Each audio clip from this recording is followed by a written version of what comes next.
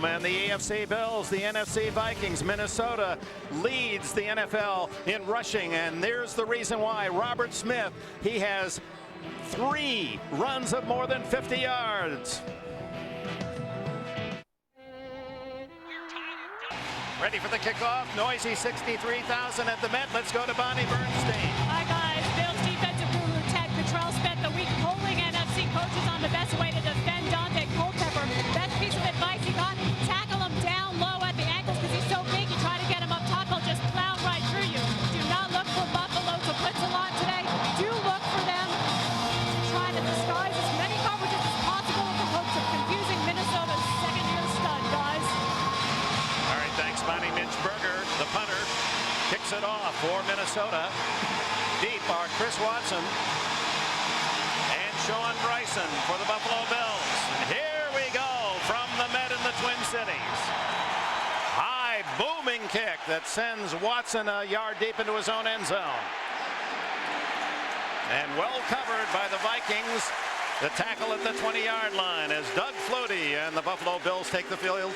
Bills send Flutie in with the injury to Rob Johnson. He played in relief of the injured Johnson in Miami and again last week in the overtime win at home against San Diego. Thus his 5 for 9 as a starter. Flutie has started 25 times, as you can see, 17 and 8 his record. A dangerous man on the run is Doug Flutie. Sammy Morris starts in the backfield. The rookie from Texas Tech. He gets the call, and Morris for 6 yards up the middle against the purple jerseyed Viking defense. Bobby Collins for the injured Jay Riemersma at tight end. 2nd down and 4.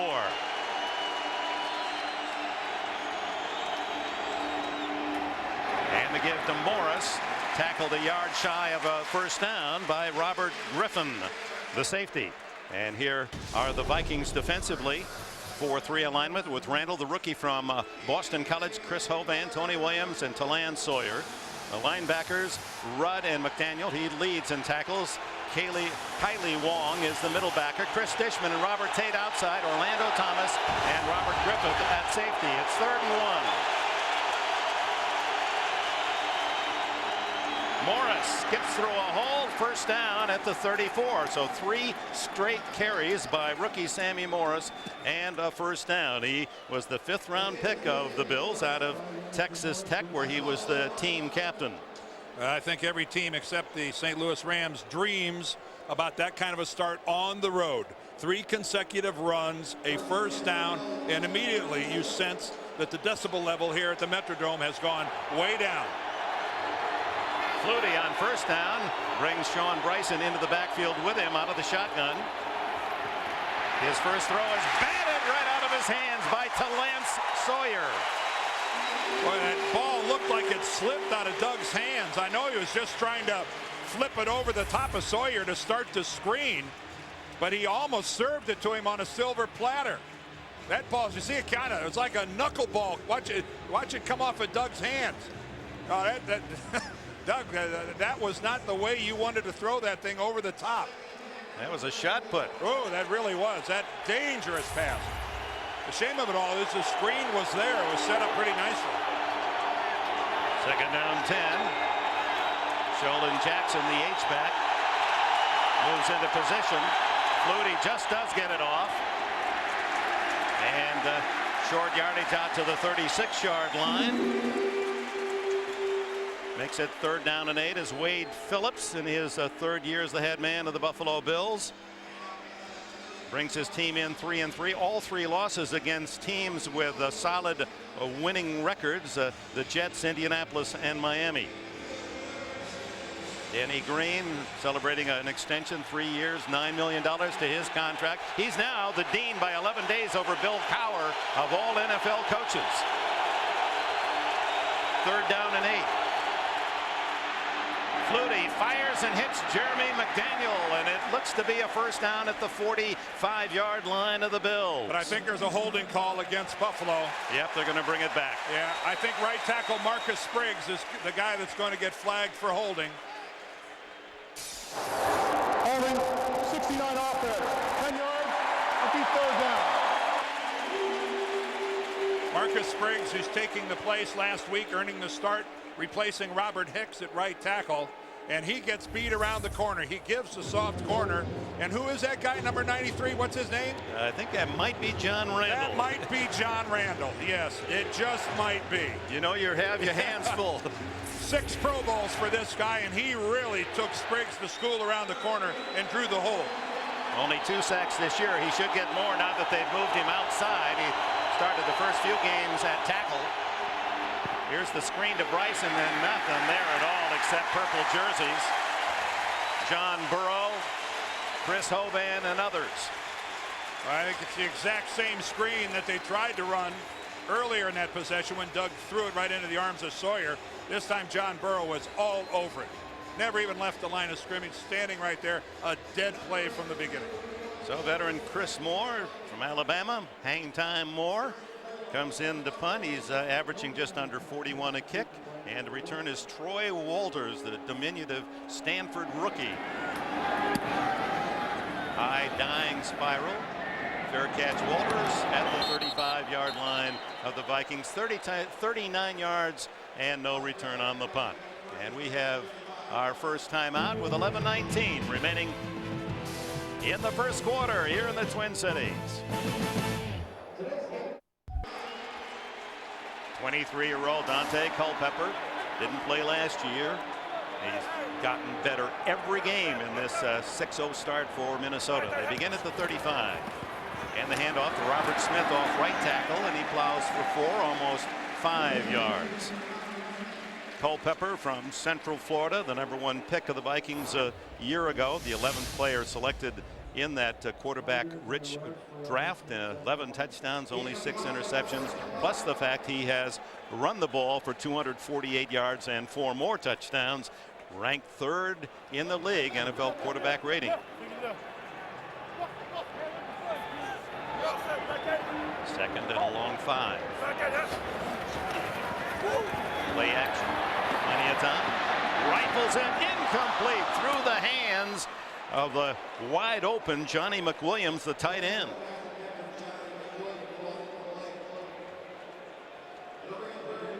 Wonder if that ball was deflected, Dan. Well, let's take a look at it. Beautiful protection. No Buffalo pass rush whatsoever. Oh, and right there, yeah, it hits the hand of John Holisek, and just enough changes the rotation and the spin on the ball, just enough to screw up McWilliams, who couldn't handle it. The ball still hit him right in the hands, but Holisek got just enough of it to disturb its flight path. 3 wides on 3rd and 5 with Matthew Hatchett in. He's far left. Culpepper, no pressure. Now he throws incomplete. Might have had his arm hit as he delivered the ball by Eric Flowers, who was in tight off his defensive end rush. So 3 and out for Culpepper and the Vikings on their first possession. And Flowers, the #1 pick of the Bills from Arizona State, showing his presence. Well, they've really worked hard to get him in, and what they've done is that they've moved Marcellus Wiley-Dick over to the other side just to get Flowers on the field. And when you talk to Wade Phillips about Flowers, his face lights up. Mitch Berger's first punt headed for Chris Watson at the Bills 17. And Watson playing with a heavy heart. He lost his father this past week, hadn't practiced all week long, is tackled shy of the 20-yard line by Mo Williams. Timeout. 10:22 remaining in the opening quarter. No score. The NFL on CBS is sponsored by Southwest Airlines, proud sponsor of the NFL and official airline of the Super Bowl. Budweiser, with the crisp, clean, refreshing taste you'll find in no other beer. And by Saturn, now with 2 distinctively different car lines, the L Series and the S Series. Welcome back to the Metrodome. The Bills' second possession just inside their 20-yard line. Doug Flutie at the controls. Fearless Price in motion. Flutie fires complete to Eric Moles, the Bills' top receiver, his 42nd catch of the season. And that's very close to a first down. Orlando Thomas in the Vikings secondary with a tackle. Well, the Vikings come with 7, and that means man coverage right there in the middle, and Orlando Thomas comes up to fill the middle, but that was a good read and a quick delivery. And you look at Eric Moulds over his career, and you see the wonderful year in 1998. But boy, he's off to a great start here in 2000. This could, statistically, this should end up being by far and away the most receptions Moulds has ever had, with 41 already. He's on pace for a possible 100 for the year, and the first down on his first catch today.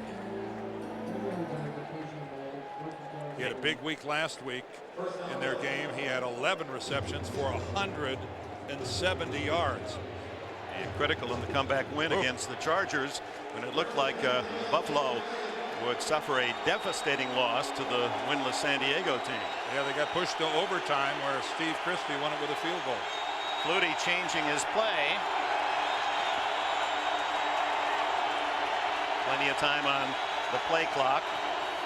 And the handoff inside to Sammy Morris, and the rookie met solidly by Chris Hovan. The Boston College rookie played his high school ball in Cleveland. He, like John Randall, loves the black paint on the face. He had a wonderful game 2 weeks ago in the Vikings win over Tampa Bay when he was forced to go against Randall McDaniel, the multi-time All-Pro here from Minnesota, who's now playing in Tampa, and he played very, very well. This rookie has found his way into the starting lineup, and he's there to stay. Empty backfield as Flutie goes to the shotgun on 2nd and long and hits McDaniel, who struggles to make the first down. That's denied at the 38-yard line. Ed McDaniel leading the charge. Once again, the top tackler for the Vikings. Dick, one of the things that Doug Flutie is doing really well is getting his team to the line of scrimmage. Again, we see the cluster to the far side of the field on the road, a very simple pattern. But it takes longer to change the play at the line of scrimmage. And Doug is doing a good job of getting his team up to the line with around 15 seconds or so left on the play clock. So he's got time to really turn to both sides and really up. Yeah, see how much time he has if he wants to audible. That's very smart. 3rd and a long yard. Morris can't make it. What a surge, led by Talant Sawyer and Dwayne Rudd. Well, Wade Phillips tries to go to the money side of his line. That's John Fina, Reuben Brown over to the left. And Sammy Morris, when he tries to work his way back in there, finds nothing. And that was just a case of the pad level, the Vikings below the Bills. And Dwayne Rudd lets everybody know, not here, not now, maybe, not ever. But it's a long day. More than the punt. Rookie Troy Walters. Walters had a 25-yard return against Chicago last week. Very clever in the open field and almost broke it open. Tackled at the 28-yard line by Ethan Albright, the snapper. And timeout, midpoint, opening quarter. No score in Minnesota. And welcome back. Dick Enberg, Dan Dierdorf, Bonnie Bernstein, Mike Arnold, our director, Lance Barrow, our producer, from the Met Dome. Second possession for Daunte Culpepper and the Vikings at their 28.5. And the handoff to Robert Smith. Small hole, and he shoots through for about 5. Keith Newman, outside linebacker, along with the tight end. 2nd down 5. Flag down as Smith takes the ball and is close to a first down if John Holisek, the linebacker, Buffalo, makes the tackle, and Ron Blum will identify the penalty. Apparently against the Vikings for offside. Well, the gain was about 5, and so was the penalty. I believe the penalty will give them a first down. I'm not sure that the run did.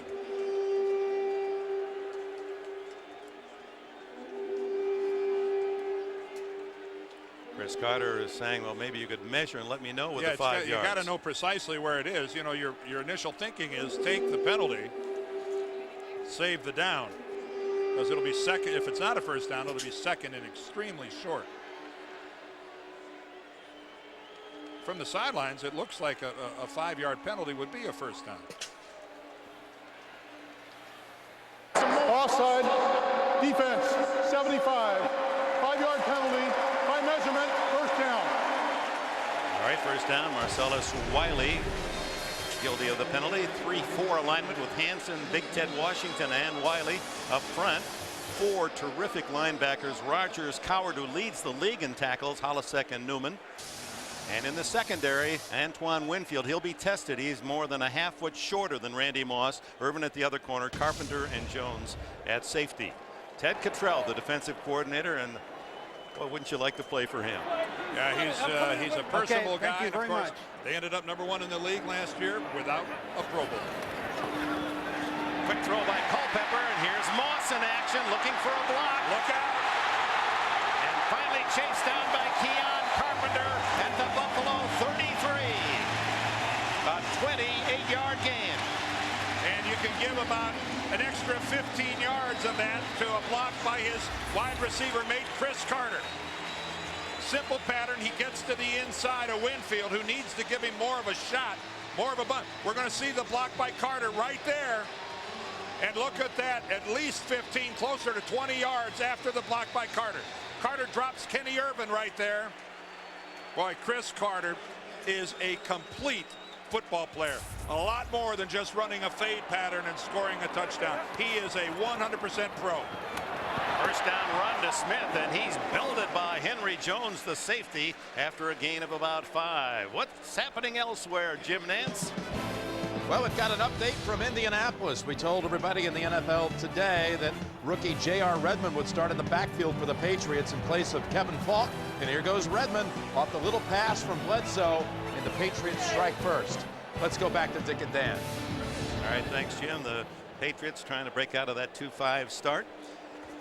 Here in the Twin Cities, it's 2nd and 5 for the Vikings, invading Buffalo territory for the first time at the 29. Fake to Smith. Culpepper looking long, not chased. The big man gets it off to the tight end, and Johnny McWilliams has short yardage to about the 27-yard line. It's well shy of a first down, only a gain of a yard or 2 on the play. Sam Rogers defensively messed it up. The plans of Minnesota. And this is where NFL observers are so impressed with Culpepper that under pressure, he still makes the right decision. This is a guy who had 0 experience coming in other than just watching, which is what he did all year, holding a clipboard, watch Jeff George play quarterback. But it's decisions under pressure that make him look like a guy that's been under center in this league for 5 years. Teammates singing his praises, being so football intelligent. On 3rd and long, the throw incomplete over the middle, and almost one of the spectacular Chris Carter specials, one-handed. And a flag. Well, Buffalo thought they had stopped the Vikings and would bring on Gary Anderson for a field goal, but apparently not. Another offside penalty. Oh boy. Well, the coverage. Offside, 96 defense, 5 yards by measurement to first down. The coverage by Antoine Winfield was so good on Chris Carter that was the only place that Daunte Culpepper could throw the ball. Winfield really has taken away the inside on Carter. It results in an incompletion, but that was a tremendous throw by Culpepper. Don't risk the interception. Allow my player maybe to make the great play. Well, that was nifty. And a bad play defensively by Eric Flowers offside to give Minnesota the first down. And now Smith finds a small hole and earns 3, maybe 4. Ted Washington finally wraps his 330 pounds around him. Robert Smith, he is the long-range ball carrier, perhaps the envy of any coaching staff, averaging 28.8 yards per touchdown in his career. No one close to that, not even Barry Sanders. Well, Robert will tell you that the reason it's so high, that touchdown, is because Leroy Horde for years got all the close touchdowns. If they would give it to Leroy in goal line situations, Robert said, those days are gone. I want the football in short yardage. I want it on the goal line. I want to prove that I'm a physical running back.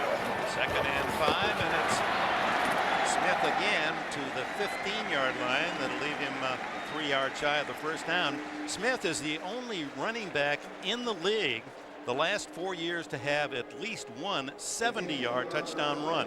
He has very quiet speed. It doesn't look like he's that fast, but in the open, no one seems to catch him. And last week he passed Chuck Foreman to become the Vikings all-time leading rusher.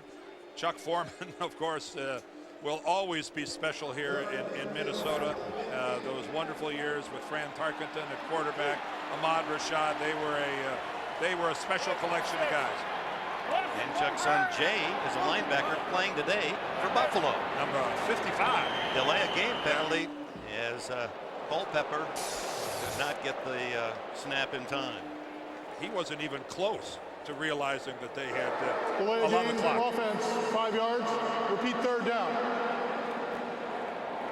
A reminder to log on to NFL.com and read about the NFL's all-time sack masters. It's only on NFL.com. One of the top current active sackmen in this game, John Randall of the Vikes. Been tough on third downs with Culpepper. A run pass threat. He goes to the end zone for Moss. Tipped incomplete. Saving the touchdown was Darryl Porter, an extra defensive back. Now sitting back in the zone, which is what Culpepper and the Vikings are going to see all day. Porter was just sitting back in the end zone, times his leap perfectly. That was a good play. Irvin had pretty good coverage on Moss, but sitting in that deep zone, that's almost like a prevent when the offense is at the 20-yard line. That safety doesn't have to move much. Here's the ageless Gary Anderson at 41, the all-time field goal kicker, looking for his 449th. He's got it. 7 to go. And that leaves him 7 points from passing George Blanda as the leading NFL scorer all time. The NFL on CBS is sponsored by Dr. Pepper and your local Dr. Pepper bottler. Dr. Pepper makes the world taste better. And by Replay TV. Some televisions have all the fun.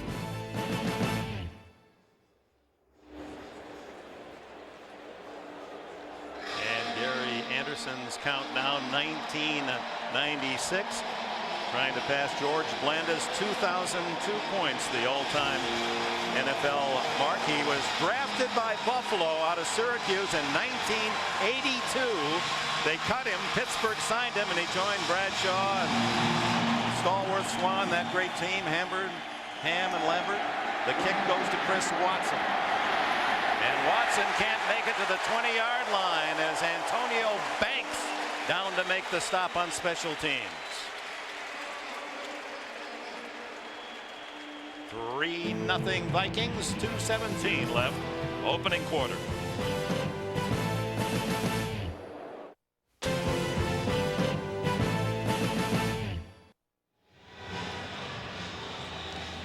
Gary Anderson's 38-yard field goal, giving the Vikings the early lead 3-0. Gabe Northern, the former Buffalo Bills linebacker, defensive end, getting a little work on that hamstring as Buffalo starts at the 18.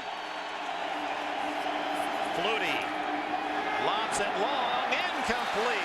Moulds was open and it was deflected by Robert Tate. Just got a fingernail on it to deny the Baby, Robert Tate was beat on that play. And only a short pass from Doug Flutie results in him being able to get it. Look, Moulds has him badly there. Oh, that way, if Doug could have put just a little more air under that football, a big play for Moulds. Robert Tate converted from running back to cornerback. Boy, that's rare at the NFL level to take on such a tough position in the middle of your professional career. Here comes Sean Bryson. The Bills are expecting big things of this running back from Tennessee. They figure with his speed, he's going to break a long one soon. Speaking of a long one, from Minneapolis, let's go to New York. And we've got a long touchdown play coming right after the Patriots scored on the pass play to Redmond. Manning hits a streaking Marvin Harrison, 51 yards. 5th time they've hooked up this year to tie the game. 7-7 back to Dick and Dan. All right, thank you, Jim. 3-0 here. How good was that throw by Peyton Manning? Now, if Flutie had thrown that kind of ball, Moulds might be still running. It might be. Empty backfield, shotgun on 3rd and 3. Quick throw, incomplete, right through the hands of Jeremy McDaniel, wide open for a first down. I think McDaniel was kind of surprised. The ball, at least at first glance, looked like it was behind McDaniel.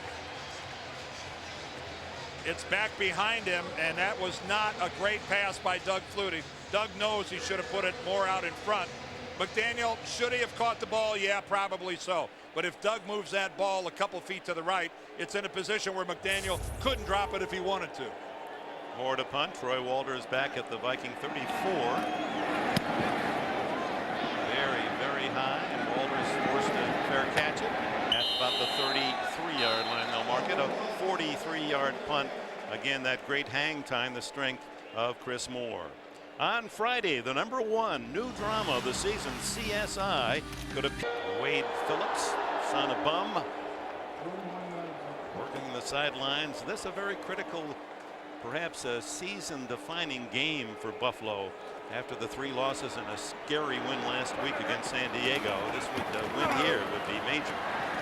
And they've got to stop Robert Smith to do it, and Smith, the workhorse, out to about the 37-yard line, and Sam Cowart, number 56, who starts today with 96 tackles, gets one here.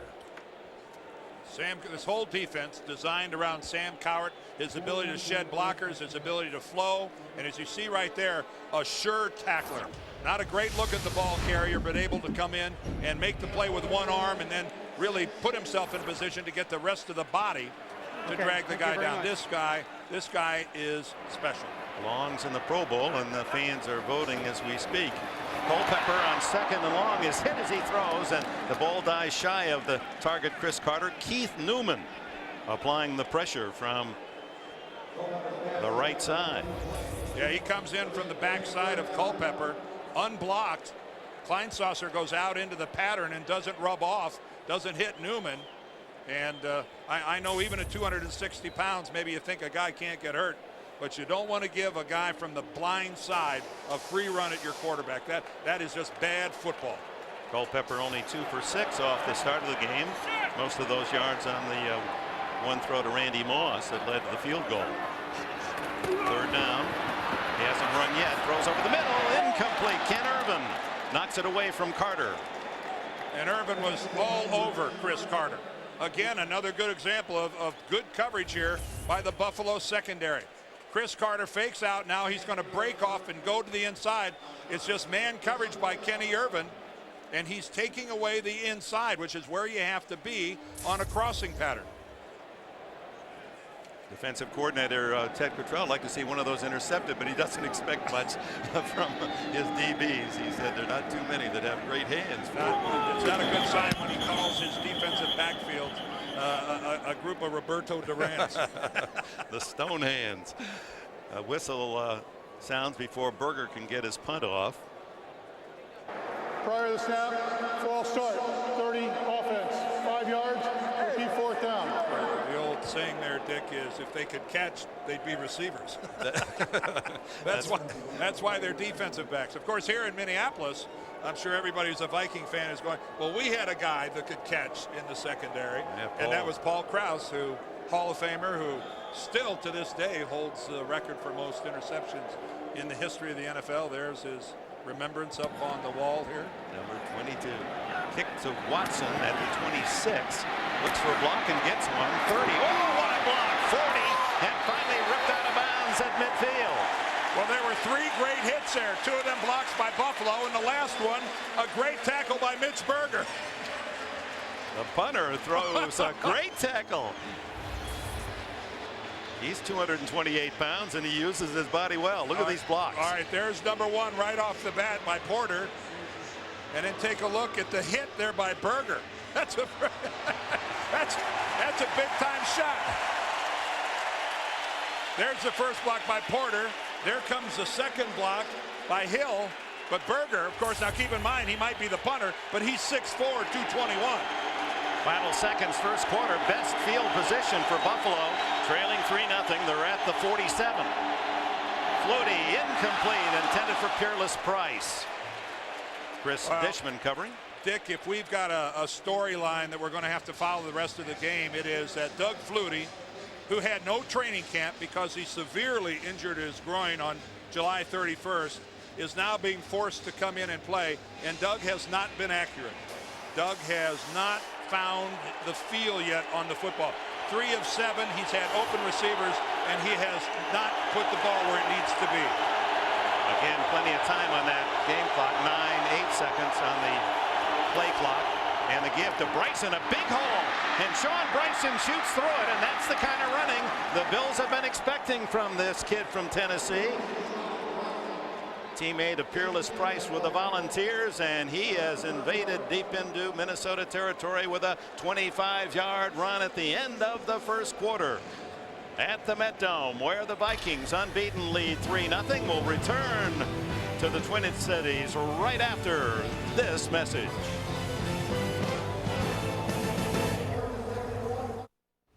And we open the second quarter. The Bills' deepest drive into Viking territory to the 29-yard line, thanks to the 24-yard run by Bryson. Statistics, total yards pretty even in that opening period. 3-0 Vikings, and the give again is to Sammy Morris, and Morris, sharing the running duties with Sean Bryson, has a couple. What do you have for us, Bonnie Bernstein? All right, Dick. Well, we've seen quite a bit of Sammy Morris, one of the more surprising and nice surprising rookies for the Bills. He's had their only 2 rushing touchdowns. It's really a good-looking receiver out of the backfield. In fact, Rob Johnson said Sammy's got close to the best hands on the team. Quite a difference from the way Sam Gass played that fullback position when he was here. Morris has 13 catches. Give to Morris, not much there to the 25-yard line, so it'll be 3rd and 6 as Dwayne Rudd there to plug the hole. Well, Bonnie mentioned Sam Gash, who one of the very last, and we've got an injured player down here. You see the Vikings waving to the bench. That's Dwayne Rudd. He's up, but he's obviously hurt, looking down at that right leg a little bit. Is he going to stay in? Boy, it's not often you see some of the players waving to the bench to get the training staff in here, and then the guy gets up and stays in the game. Flutie checking the defense from the shotgun. 4 wide receivers. Good protection. Goes to the end zone for Moulds. Touchdown Buffalo. Eric Moulds as Flutie strikes. And Flutie found the mark. After 3 passes where he misfired on open receivers, the guy who has not had much work is finding it. This is a perfect strike to Eric Moulds. He's running with Robert Griffith, and that is a matchup, strong safety against talented wide receiver that the Bills will take advantage of time after time. That's not who you want covering Eric Moulds on a fly down the field, is their strong safety Griffith. Christie adds the extra point. Eric Moulds' 3rd touchdown grab of the season from Doug Flutie.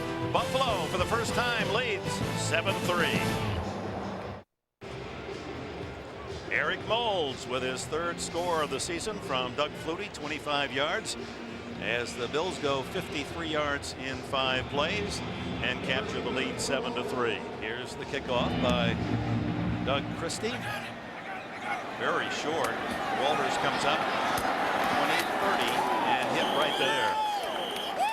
Good solid hit by Antoine Winfield, the cornerback. Hey Dick, here's what's going on. Here's Peerless Price to the outside, but Chris Dishman, the corner, stays out there. In the middle is our matchup of Griffith and Moulds, who was in the slot. Flutie immediately recognizes that it's Griffith on Moulds, and he just runs straight away. Yeah. He says, Doug, that's a good read. That's why they slid Moulds into the slot, hoping to get that coverage. They recognized it and took advantage. Linesaucer and Smith behind Culpepper. Play action. Steps up and he runs for the first time. Tackled from behind after a gain of 2 by Pat Williams. Undrafted. 1997, and he's been quite a prize, teaming now with Ted Washington in the package. Those 2 men inside have made it very difficult to run on Buffalo. They are a formidable package. Ted Cottrell telling us that over the course of the season, when Williams and Washington are on the field together, teams are averaging less than 2 yards a carry against the Buffalo defense when the package is on the field. And 2 yards for Culpepper on the scramble. 50-50 run and pass for Minnesota. Here's the run to Smith. And he gets very little against the package. You can see 93 Williams right in there, and then there's 92 Ted Washington. Now Ted Cottrell, the defensive coordinator, normally goes about a dozen to 15 snaps a game. When they're in this package, Williams plays the nose, and then Ted Washington goes out and plays the off tackle. But it is tough to get a surge against 700 plus pounds of defensive linemen, and they're not blobs. These are two great athletes in their own fashion who just don't get moved off the line. Third and a long 5 for Culpepper. And he's got some running room now. Throws incomplete. Deflected. One of the linebackers that looked to be Cowart might have got a hand on it. So Minnesota will have to punt. And at least in the early going, it's becoming apparent that Ted Cottrell's defense really has Culpepper unsure of where to go with the football. Sam Cowart that time just floating in his hook zone, looking at Culpepper all the way, initially thinking he's going to run. Then when he sees he's going to throw, get up in the air and block the ball. Berger drives a deep punt to Watson. Late fair catch signal at about the 12-yard line. Big kick, 53 yards, no return by Mitch Berger. And with it, a timeout. Just under 12 minutes left in the opening half. The Bills lead the Vikings 7-3. NFL on CBS is sponsored by Chrysler. We're reinventing the passion for driving. Sprint PCS, the clear alternative to cellular today. And by Wendy's Bacon Mushroom Melt. When you gotta have one, you gotta have one. In the second quarter, the Bills with a 7-3 lead against the unbeaten Vikings. Doug Flutie, 38 tomorrow. The quarterback hasn't scrambled yet. That's Sean Bryson behind him. Fires to the sideline to Jeremy McDaniel, but well covered by Chris Dishman, the veteran. Get live updates, folks, for each NFL game as it happens. You just click on live scores at cbs.sportsline.com. Dennis Green, who was a tailback and flanker at the University of Iowa, of course coached at Northwestern and Stanford before here, plays the drums, has that in common with the quarterback of the Buffalo Bills, who is a drummer himself, one of the many talents of Mr. Doug Flutie. Plays hockey, soccer, basketball. Not bad at this game either. Flag down. Yeah, Ron Blum, our referee, launches a flag from back at his position. 12 men in the offensive huddle. 5 yards. Repeat second down. Now those are mental errors, those 5-yard penalties. Yeah. Well, when you have a substitution, when that player runs in, he can't run into the huddle and stay there without the man he's replacing leaving ASAP. Take a look at the top of your screen. That player stayed in the huddle too long.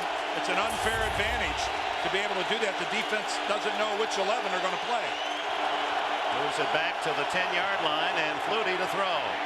Here's his first scramble, and he dives out across the 15 to the 17-yard line. Dwayne Rudd making sure he didn't pick up the first down. Boy, no style points for that slide by Flutie. That was kind of a clunker. Eddie McDaniel is number 58. Moving back to outside linebacker. Look at Doug. As soon as he reads, look at that. As soon as he reads that Eddie McDaniel looked back into the secondary to track a receiver, Doug took that as his cue to leave the pocket. I guess you learned a few things over the years, huh? Very clever. Third down, shotgun, throw underneath, and complete to McDaniel, who seems to be open on every play. Jeremy McDaniel, a 6-footer from Arizona. He undrafted a year ago, has developed into a very solid third receiver on this team. Started today with 18 catches, number 2. They're the 22nd ranked defensive team in the NFL against the pass. They've given up yardage. First down, Buffalo. Going to give Jonathan Linton, and Linton drives out across the 35, 36, a 9-yard pickup. Rudd and others drag him down. Oh boy, if you're an offensive line coach, which the Buffalo Bills have a pretty good one in Karl Mock, this is as good as it gets. What an you hear the term surge, folks. This is a surge where everybody in a purple shirt is being run backwards on their heels. They can't even get in position to make a tackle. Now, when you crank off 9 yards on a first down run, it's a beautiful thing for Karl Mock. He'd never show it with a facial expression. However, second and short. And Linton dancing a bit too much there, looking for a hole to open, and that allowed the Vikings to swarm him shy of a first down, it would appear. There's big Carl, played for years with the Houston Oilers. Of course, you know, forget that 9-yarder on first down. When you got second and short and you can't do any better than that, that's worth yelling over. What he had done for me lately. He's a big singer, you know, Karl Mock. You've heard him perform. Wabash Cannonball would be Carl's favorite. I would say that during the course of his lifetime, he has probably crooned that little ditty maybe 1,000 times. Third and short. And none of them were very good. Still looking for that first winner, huh? Quick throw is complete. First down to Eric Mold. So the sharp slant by the wide receiver. And Flutie on target for a first down, and a ball control drive developing here from, well, they were back at their own 10-yard line, Buffalo. And this is Mold using his big body at 6'2". Again, the ball out in front of him. That's a wonderful catch by Mold. Look at him dig out the ball. He only catches the top third of that football and then is able to pull it back. That's just, it doesn't look like much in the stat sheet, but that's Mold's best catch of the day. Keeps the drive alive. Vikings showing a blitz, and here's Flutie down with a sack. Chris Hovan and Kylie Wong were there together. They may share that sack. Well, it's pressure coming around the corner, which is what I think John Randall is the guy that's going to flush right there. So see, here comes Randall, 93. He doesn't get Flutie, but he disrupts the play. This is where, when you get the sack, you go over and thank John, because he caused it. He got around the corner on Sheldon Jackson, and then Wong comes in and ends up in on the sack. But John Randall, he pressed the button that made it blow up. Tough to sack Flutie the way he scrambles. A little draw play and straight ahead out to the 38-yard line. Sean Bryson. That'll bring up third and long. Reminder, doubleheader on CBS next Sunday, the 1 o'clock games. Jets at Buffalo. Will be up at the Ralph Wilson Stadium. Pittsburgh, Baltimore. Late game, Jacksonville, Dallas, and Kansas City at Seattle. It all begins with NFL Today at noon, Sunday Eastern Time, 9 out on the West Coast. Third and long, Bryson and Morris behind Flutie, or with Flutie.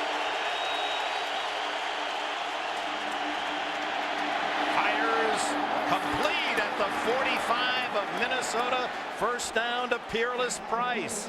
So Price, the second-year receiver from Tennessee, has his initial catch, 18 yards and a first down. Boy, does Doug Flutie, he'll be 38 tomorrow. Does he still have any zip in his arm? You take a look at this laser shot right into the arms of Peerless Price. This is Doug Flutie winding up, and look at that. That baby's leaving a vapor trail on its way downfield. What an impressive drive this is by the Bills. Started back at like their own 13-yard line. Randy Moss, he's just a spectator in a drive like this. 5 straight completions for Flutie. This throw to Moulds, incomplete. It was to the sidelines. Well, Flutie started slowly, but has warmed up, Dan. Well, keep in mind, again, I remind you, Doug Flutie missed all of training camp with that severe groin injury. Hasn't played this season. It's been all Rob Johnson. And he started this game off throwing the ball, you know, as you would expect, not on target. But boy, did he find the mark with this touchdown pass to Eric Moulds, which was perfect. And he has been on it ever since. And on this drive, 5 for 6. Yep. Second down and 10 at the 44 of Minnesota. 7-3 Buffalo leads. The throw, and open is Moulds, and he has another first down to the 32 of the Vikings before Robert Tate can make the stop. And right now, Joe Pendry, who is the offensive coordinator for Buffalo, has this Vikings defense a little unsure of itself as to where everybody's going. Right at the line of scrimmage, Robert Tate, he gets the jam on Moulds, gives him the inside release, but because of the other patterns, he has no help. There's Joe, who works on the sidelines, one of the defensive coordinators who prefers to look at it from field level rather than up in the booth. Flutie with another first down at the Vikes 32. To the sideline, incomplete, Fearless Price, and he was well covered by the crafty veteran Chris Dishman, who played at Purdue with Rod Woodson. What a college pair of cornerbacks. Get this, here's Rod Woodson and this man Chris Dishman, 2 years with the Boilermakers, and now in the NFL between them 100 interceptions. 43 by Dishman, 57 by the current active leader Rod Woodson. I'd like to go back and look at some of the stats of their Purdue defensive teams. Something tells me they didn't give up a lot of passing yards. And probably were much of the offense too when they did intercept.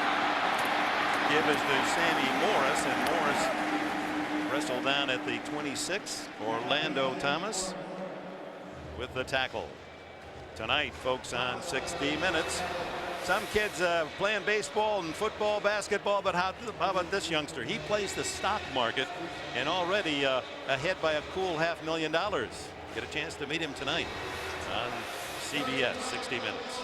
Dick, the 13th play of this drive coming up here for the Buffalo Bills. What an impressive drive. And again, Culpepper, Moss, Smith, they're spectators. They can't do anything except watch. It's third and closer to 4. Flutie, complete again to Moulds, and Moulds having a field day here at the Met in the second quarter. Man that worked out as a rookie with the great Jerry Rice and learned some tricks from the 49er star. On the road as an underdog. Look at Eric Moulds with that big body of his and the very physical presence, able to win the wrestling match with Kenny Wright. And only 2 undefeated teams in this league, of course, the St. Louis Rams and the Minnesota Vikings. And a cheer went up here earlier when the Vikings saw right there that the Rams are being beat 20-7 by the Chiefs on the road at Arrowhead. And others cheering, many of those in the Wolverine State, with the Lions chasing Minnesota, the fact that the Bills are leading here at the Met. Sammy Morris wrestled down by Robert Griffith. Griffith, who has modeled considerably, been in the Rolling Stone magazine, even in Playgirl, wore Levi's. He wore Levi's, he reminds us. And has a career beyond football. With do you have the issue at home, Nick? No, didn't happen to pick that one up. Got in the way. The Popular Mechanics did come that you're the centerfold in, though. Yeah, I'm the guy under the truck. Levi's, you had Levi's on too. I couldn't squeeze under a truck. Second down, and the handoff in a big hole, and charging through goes Sean Bryson inside the 20, and would appear to have inside the 15-yard line, close to a first down, just a bit shy. Well, we'll find out how this drive ends, but to this point, this is a AA+ effort by the Buffalo Bills. Again, running back by committee. This time it's Sean Bryson, and this is the kind of drives that really can break the back of a defensive unit, because they are being handled, and everybody in that Minnesota defense knows it. They've chewed up a ton of time, approaching the 2-minute warning. Flutie throws to Moulds. Moulds jukes and gets the first down. Bumped out of bounds at the 8-yard line by Chris Dishman. And the drive alive, and with a 7-3 lead, keeping that powerful Viking offense on the sidelines. Well, Doug Flutie again is right on it with this pass. And this is really a nice job by Chris Dishman. He doesn't go for the fake. He doesn't lose his head. Ends up running Moulds out of bounds, but a nice play. 9 minutes, 43 seconds on this drive, the 2-minute timeout. Wade Phillips has seen his team go from the 10-yard line all the way to the Minnesota 8-yard line, almost a 10-minute drive. Now, an offensive lineman, you love this kind of drive. Look at this, 17 plays, 79 yards, 9 minutes, 43 seconds off the clock. They're still going. This drive is bigger than Ted Washington. And that's big. A lot of third down conversions. Morris in the backfield gets the handoff, and he's smothered. Maybe a yard loss on that play as Ed McDaniel spearheads the charge. A reminder coming up at halftime here on CBS, the NASDAQ.com halftime report. Join Jim, Mike, and Jerry. All the scores and highlights. Some interesting scores here early on this Sunday. You'll get it all on the NASDAQ.com halftime report.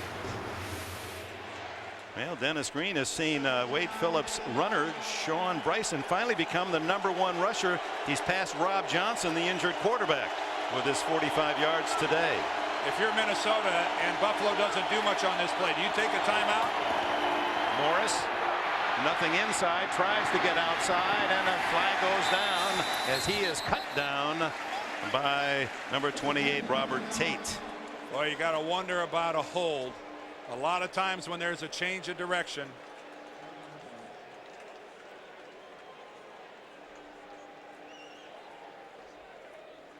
Not much yardage. In fact, would be attempting to decline the penalty to save the time here. Chop block. Chop block. See, anytime there's a change of direction like that. Personal foul, illegal crackback. Number 80, offense, 15 yards. Repeat second down. Well, they'll take 15. That'll move them into tough field goal range. That's the first thing that's gone wrong on this drive. That when Morris changes direction, all of a sudden you're blocking somebody. You're not expecting the person you're blocking to move in the other direction. And that's what happened here to the Bills in a 15-yard penalty. There's Jeremy McDaniel, number 86, who tries to put the block. I don't know. They called number 80, but that looked pretty legal by McDaniel. Molds was the guy called. Second and goal from the 24, complete to Morris, and Morris to the 16-yard line, and the clock running unless Minnesota calls time, and they do here. 1:05 left in this first half, and Buffalo threatening to add to a 7-3 lead. NFL on CBS is sponsored by Nextel, how business gets done, and by E-Trade, it's your money.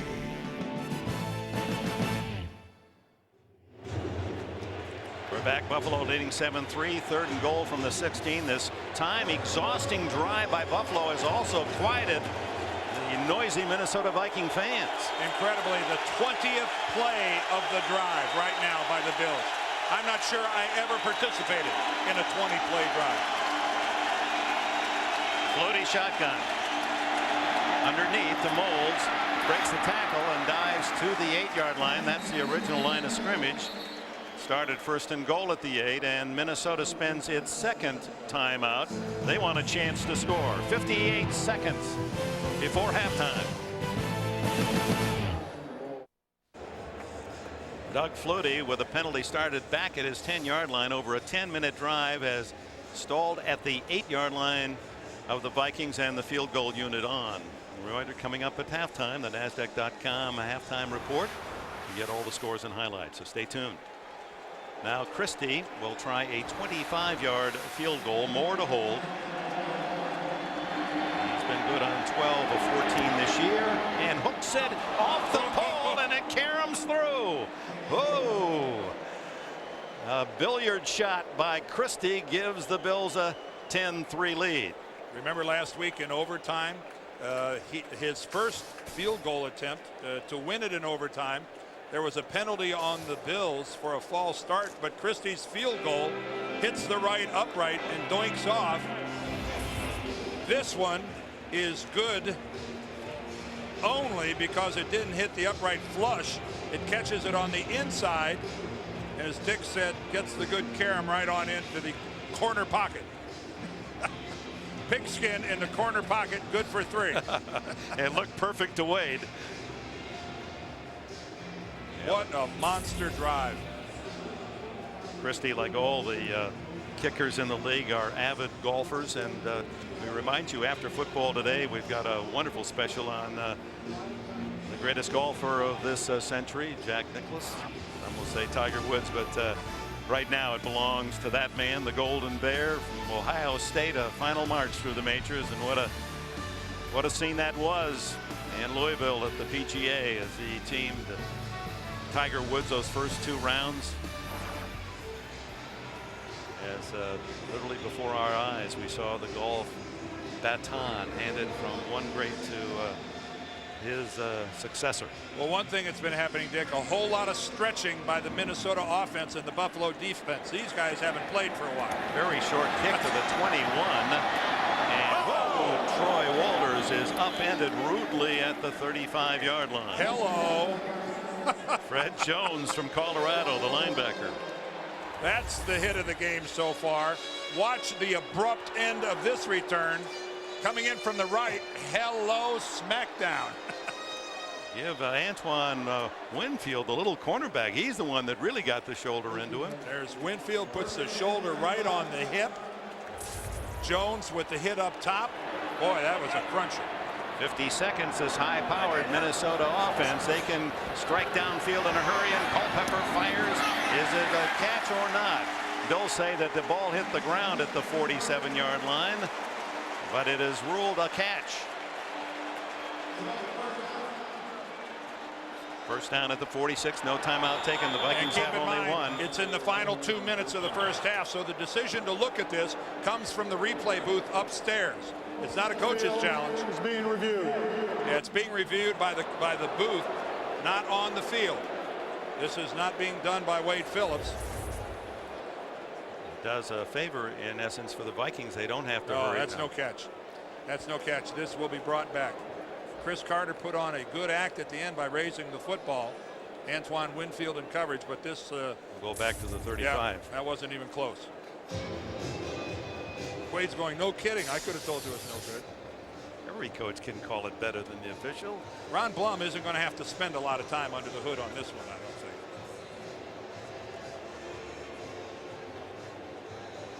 Well, it's been an interesting first half, hasn't it, Dan? As Flutie gets his first start and has engineered a couple of impressive drives. Buffalo more than 3-1 in their yardage over the Vikings, 195-60. Ron, this won't take long. And Denny Green anxious for his team with 31 seconds left in the half to maybe strike with a big one. And of course, anytime Randy Moss takes off deep, they're not afraid to throw to Moss if he's double covered, because he has such great leaping talent, and at 6'4", 6'5", he just out jumps the defenders. After reviewing the play, the ball hit the ground. It's an incomplete forward pass. 2nd and 10. The proverbial no-brainer.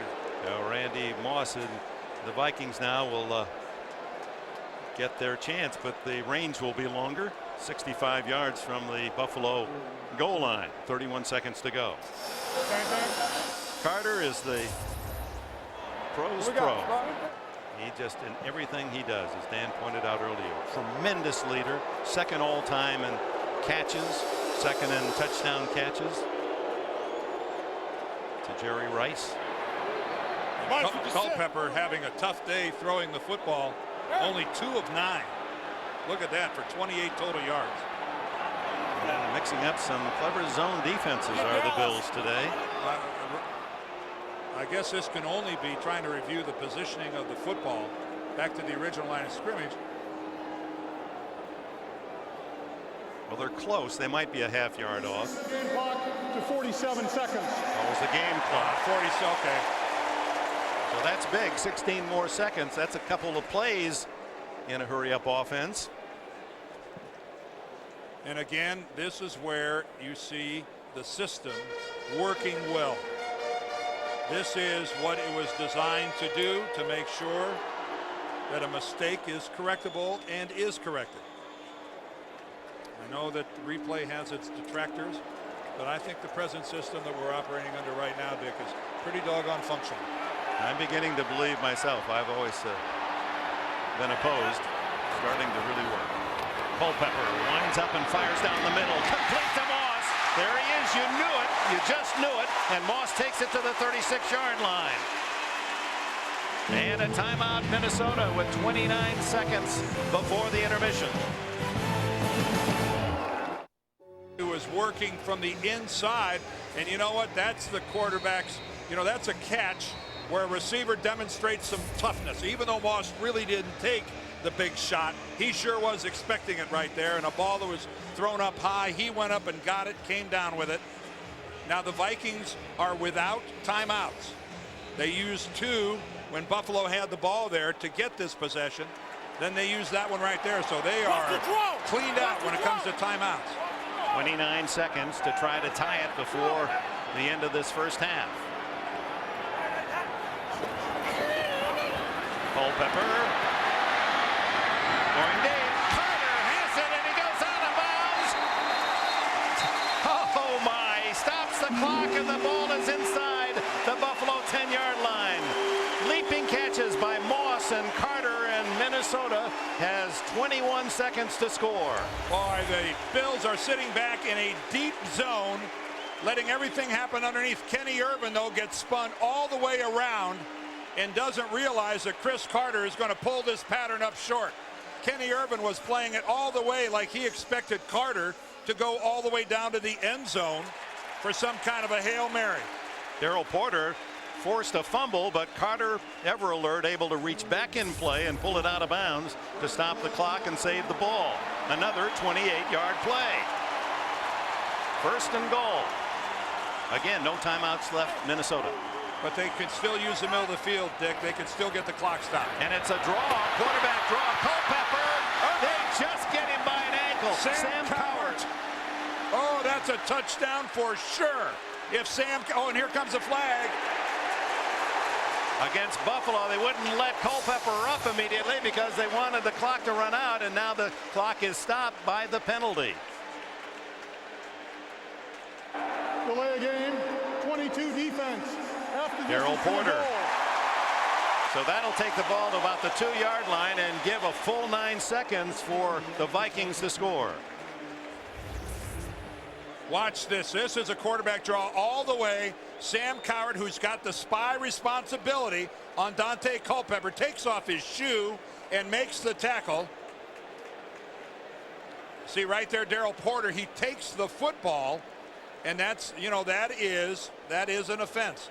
Minnesota scrambling to try to get back in it. It stopped the clock. Now, this is interesting because if the Vikings don't get into the end zone and remain in the field of play, they will not get a field goal attempt. Buffalo's going to call a timeout here. They didn't like the personnel, too many men on the field again.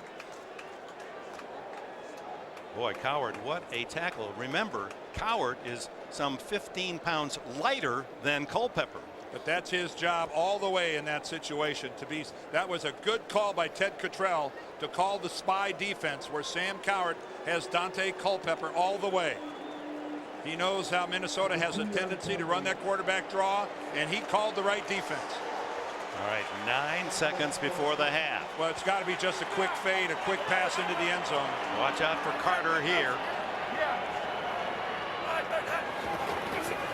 Culpepper under pressure throws over Carter's head at the back end of the end zone, but time for another play. That took only 4 seconds, and in comes the field goal unit. Yeah, they couldn't risk running the football and getting caught. I don't know what the crowd is booing for. I don't know what else you could do. Well, third down, they want them to go for a touchdown on the final play of the half, I guess. Well, I think that's if they were maybe on the 6-inch line, I think Denny Green is playing the odds. Anders is trying to move another 3 points closer to the all-time scoring record. Currently only 7 away. If successful here, now only 4 to break Blandon. A 10-6 game, the final play of the first half. Anderson delivers the short field goal. Buffalo is not a high-scoring team, Dick. I think Denny Green really plays the odds in making this making this a 10-6 ball game. I think he really played the odds and played them well there. You got to come out of it with points. So the underdog Buffalo Bills go to the locker room, and Wade Phillips' team with a 10-6 lead. Let's visit with Bonnie Bernstein. All right, Denny. Now you know your team can score on 4 plays, but still, how concerned are you that the other team can make a drive last 11 minutes? We got to play better defense, but this is what we expect. I mean, it's a damn good football team, so I don't think anybody came out and expect to roll over Buffalo. We've been a much better team in the second half. I think we'll continue to be a much better team in the second half. All right, thanks, Denny. Dick? And his quarterback, Daunte, Culpepper especially, has been outstanding in the fourth quarter of all the Minnesota games. That's the end of the first half here at the Metrodome. Buffalo 10, Minnesota 6. Coming up, the NASDAQ.com halftime report. Jim, Mike, and Jerry for all the scores. Coming up on the NASDAQ. Vikings sellout, and the favored Minnesota Vikings down to the Buffalo Bills 10-6. What's the key to that first half? Well, I think Buffalo's game plan is being executed to perfection. One, monopolizing the ball, keeping Minnesota's defense off the field. And secondly, when Minnesota does have the ball, their two big guns, Robert Smith and number 84, Randy Moss, are being contained. Look at 38 rushing yards for the Minnesota Vikings and 122 total yards in offense for the Vikings. So this is a game from possession, every stat on down the line being dominated by Buffalo. And how am I doing? I almost whiff on Randy Moss. Look at the man that you came to. Well, I can't wait to see Randy Moss.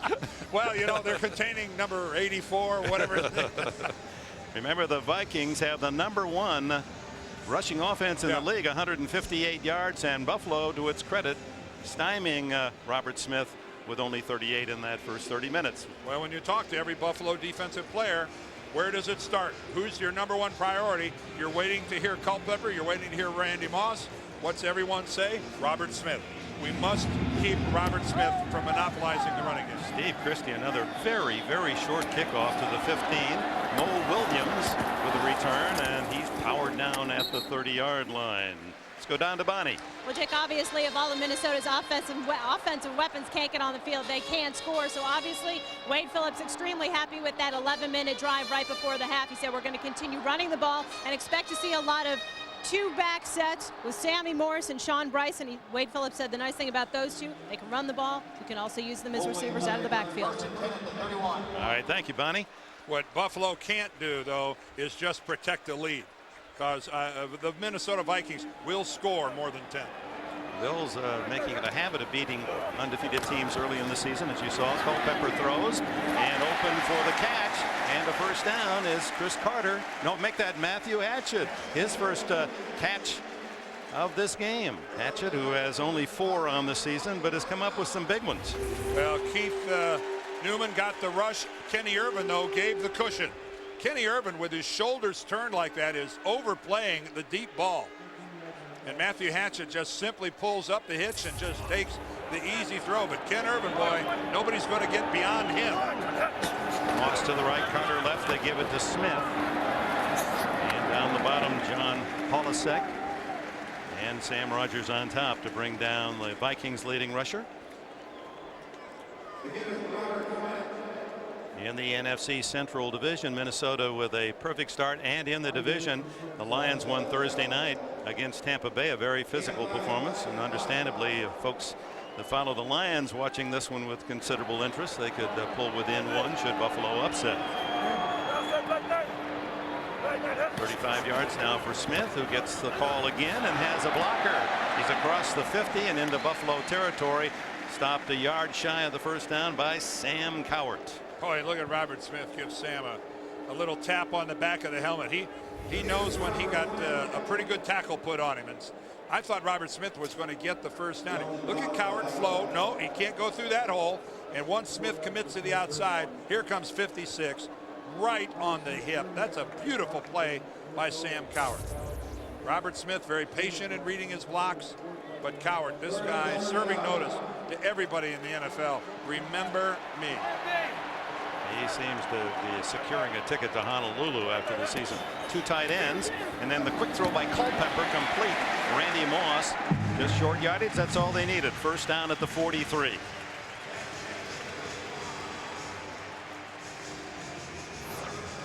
Moss with 2 28-yard catches. Take a look at him right there, getting to the inside, working against this Buffalo zone. The awesome speed. The ground Randy Moss covers after when he's, look at him cover ground. This is not going to be a completed pass, but he's moving at a different speed than everybody else. If you can limit him to 2 receptions a half, Buffalo is going to be thrilled. Culpepper winds up, hit as he throws, and he still gets it to Carter. Carter at the 30 and out of bounds at the 28. Antoine Winfield, the corner for Buffalo. Well, halftime is all about adjustments. And it's pretty apparent here that Sherm Lewis, the offensive coordinator for the Vikings, has started calling some different plays. Culpepper takes a little shot, but he puts it right on the money here, right there to Chris Carter. But Sherm Lewis, I think, has now started to find a couple of holes, different patterns, different routes, to find some soft spots in this Buffalo zone. There's Sherm, who works from the sidelines as well. Last year was the offensive coordinator of the Packers. Shotgun, throw to the tight end, McWilliams, and he gets it inside the 20 to the 17. That should be another Minnesota first down. Very impressive start to this second half for the Vikings. The Vikings have new offensive and defensive coordinators this year, both of whom were the coordinators for the Packers last year. Sherm Lewis offensively, Emmett Thomas defensively. So Denny Green, when he needed some new guys, didn't go far away, stayed in the division, just went to Green Bay and said, hey, I like these two as well. He should. First down Minnesota, trailing by 4. Just underway, second half. Draw play to Smith. Puts his shoulder down and drives to the 10-yard line, a gain of 7 before Coward and Rogers can collaborate on the stop.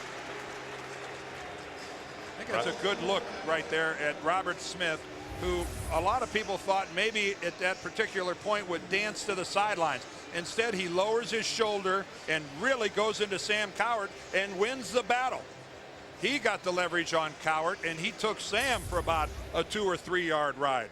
Robert Smith is very intent on proving to people that I can be just as physical as any other back in the league. I'm not just all about speed and shifty moves toward the sideline. Second and short at the 10. Smith again.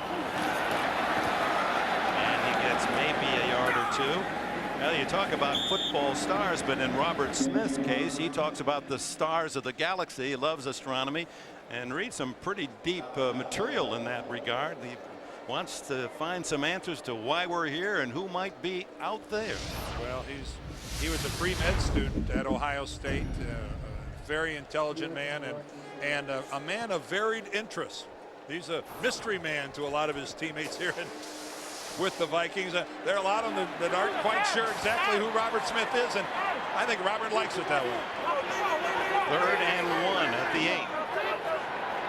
Smith, the solo back, but Culpepper going to cross him up with a throw, breaks out of the tackles, going to try to run it, and out of bounds with a first down at the 6-yard line. John Holisek got him out of bounds, but not until the big quarterback with 4.5 speed at 260 pounds can outrun the defense. Well, Daunte has his pocket fall apart right off the bat. Ted Washington's in there. Sam Rogers takes a shot at him. But look at the speed. I'll guarantee you that John Holisek at one point there thought he had him cut off easily from the sideline. And look how look at this year. This isn't all about running. 6th in passes, 4th in quarterback rating. That's a remarkable year for a guy who's having really his first year as a player. From the 6, the throw, wide open, Chris Carter, touchdown Minnesota. Broken coverage on that play. Nobody near Carter. Well, it's the old, you don't want to call it a pick play, but the Buffalo defense and Antoine Winfield in particular, 2 of them go to the inside on one receiver and nobody goes to the outside with Chris. Anderson with 6 points in the game, goes for 7. And he's 3 away from passing George Blanda most points in the history of the NFL. 10 plays, 69 yards to open the second half. Culpepper finds Carter, and Minnesota reclaims the lead.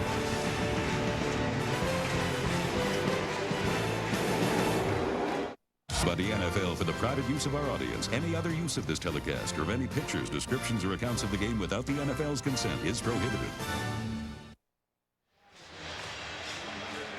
Carter's second touchdown of the season, 956th in his great career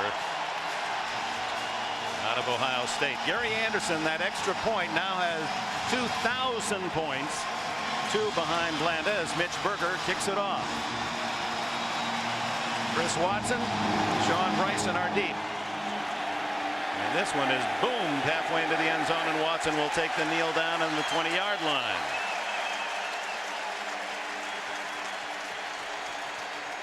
Vikings leading 13-10. The first possession, second half for the Buffalo Bills with 9:10 left in the third.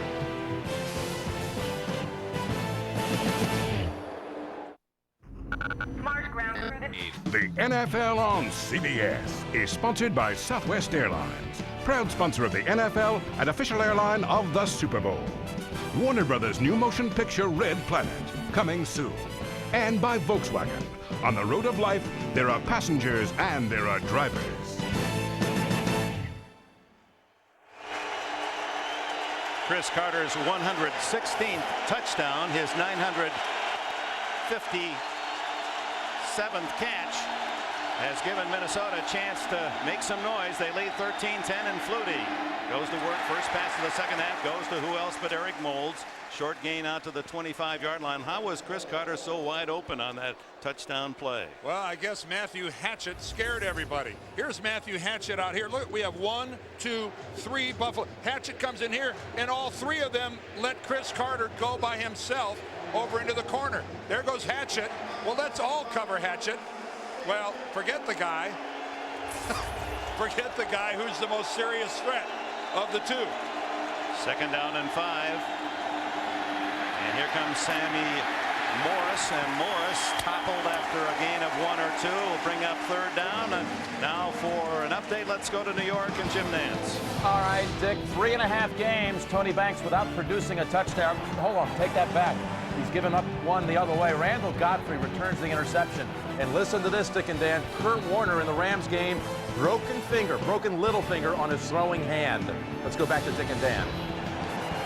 So Trent Green will take over for Warner. Unbeaten Rams now suffer a possible very serious injury. And here's the other undefeated team. Flutie, and it's broken up. A fine defensive play, but a flag down late on Kenny Wright as he reaches in on Peerless Price. And interference is the call, and Buffalo picks up the first down. Well, you know it's going to be a short pattern. So Kenny Wright, what you want is to not give away the inside release. You want to have to make the receiver work to get away to the inside. Let's watch the matchup right there in the slot. Right there in the slot, moving to the inside, and the right arm. You can see that right arm of Kenny Wright up inside Peerless Price, and he's got the hook on him. That's a good call by the official. He had the arm on him and moved him. First down, 32-yard line. Sean Bryson and Rogers and Fina pulled away on the snap with the noise. Fina with a false start will cost Buffalo 5. Carl Malk, another pain. False start, 70 offense. 5 yards, repeat first down. Wherever it hurts offensive line coaches most. Yeah. CBS Monday tomorrow night. King of Queens, yes dear, everybody does love Raymond, then Becker and Family Law. That's a major league Murderers Row lineup, as long as we're at World Series time, and it's Monday night on CBS.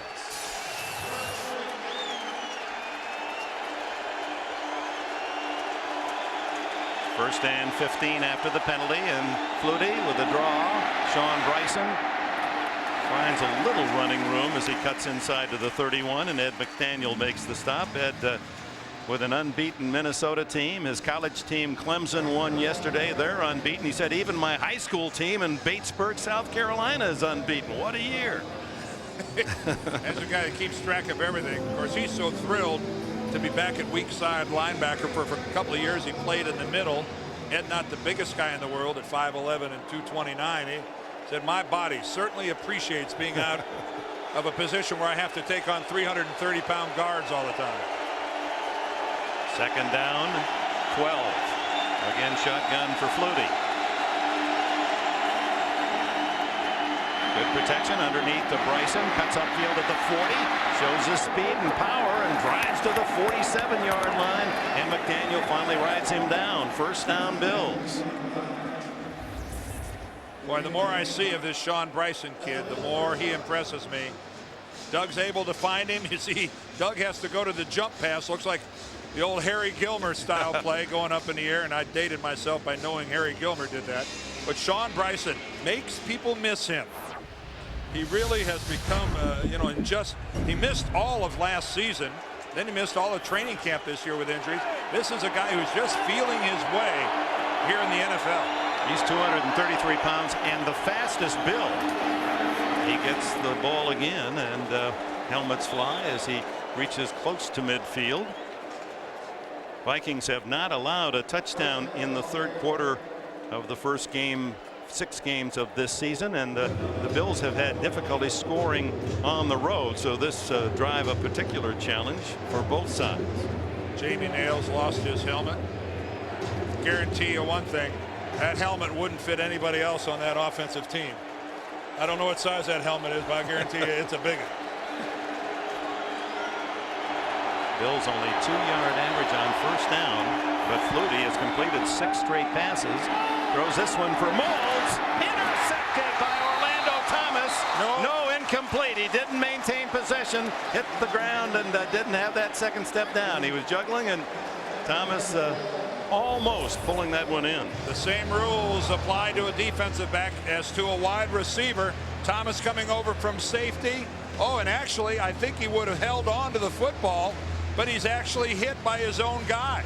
Yeah, Robert Tate puts a shoulder on the ball, Dick, and knocks it loose.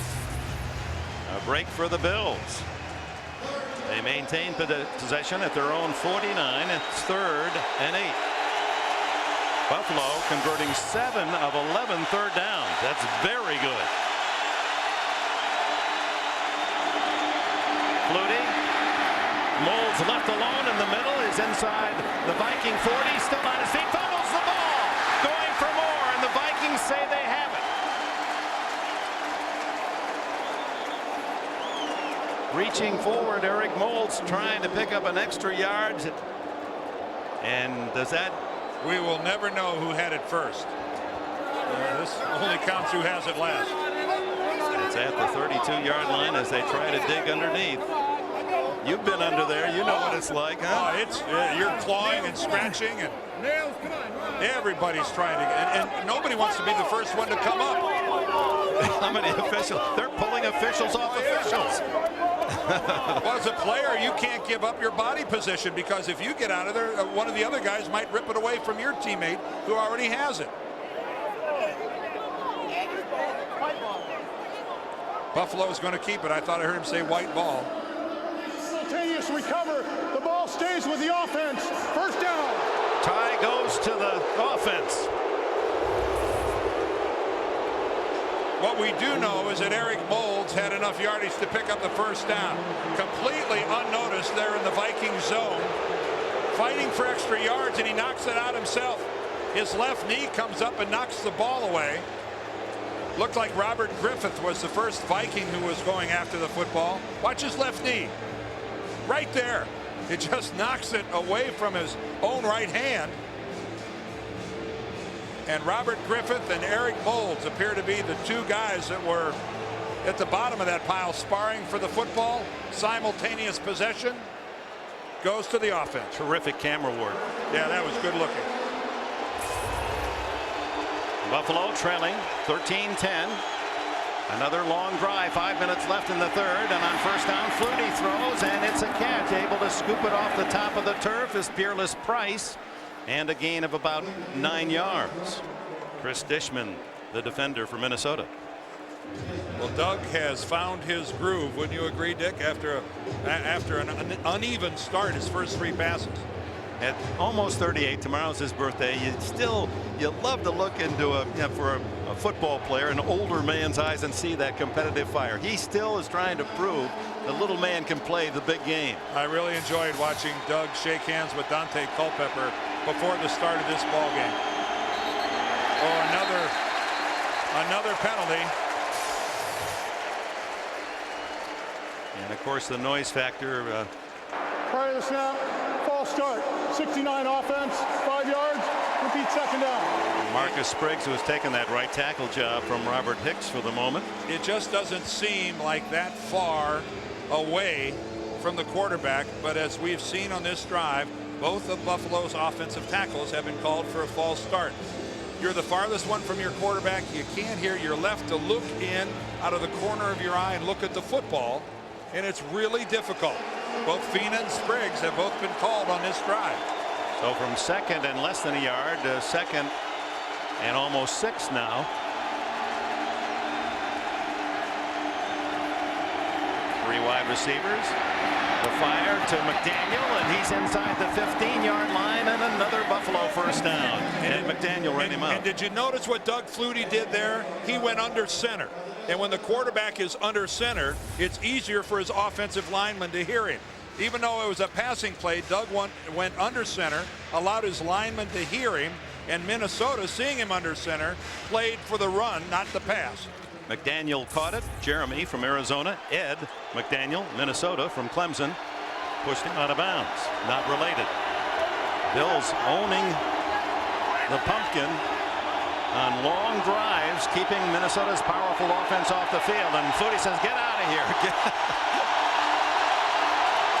And finally, Sam Morris drives forward to the 10-yard line. Morris having trouble remembering the count or the call, and Flutie says you're getting it. Well, the quarterback is called a field general.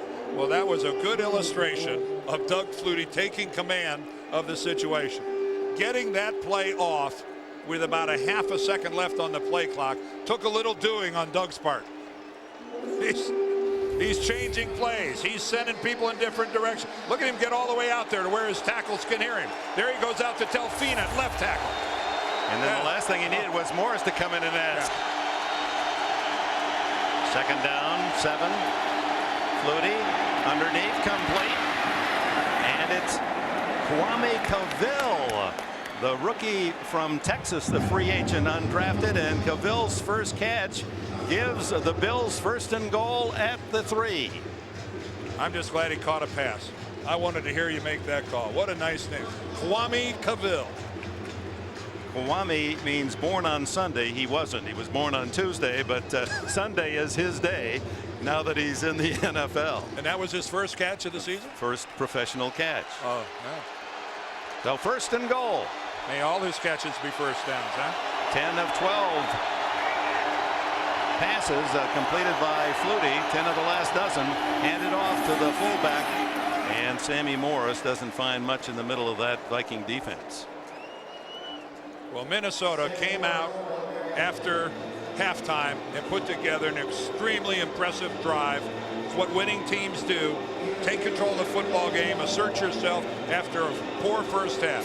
Well, Buffalo has responded. Look at this. 13th play of the drive coming up. 7 minutes and 44 seconds again.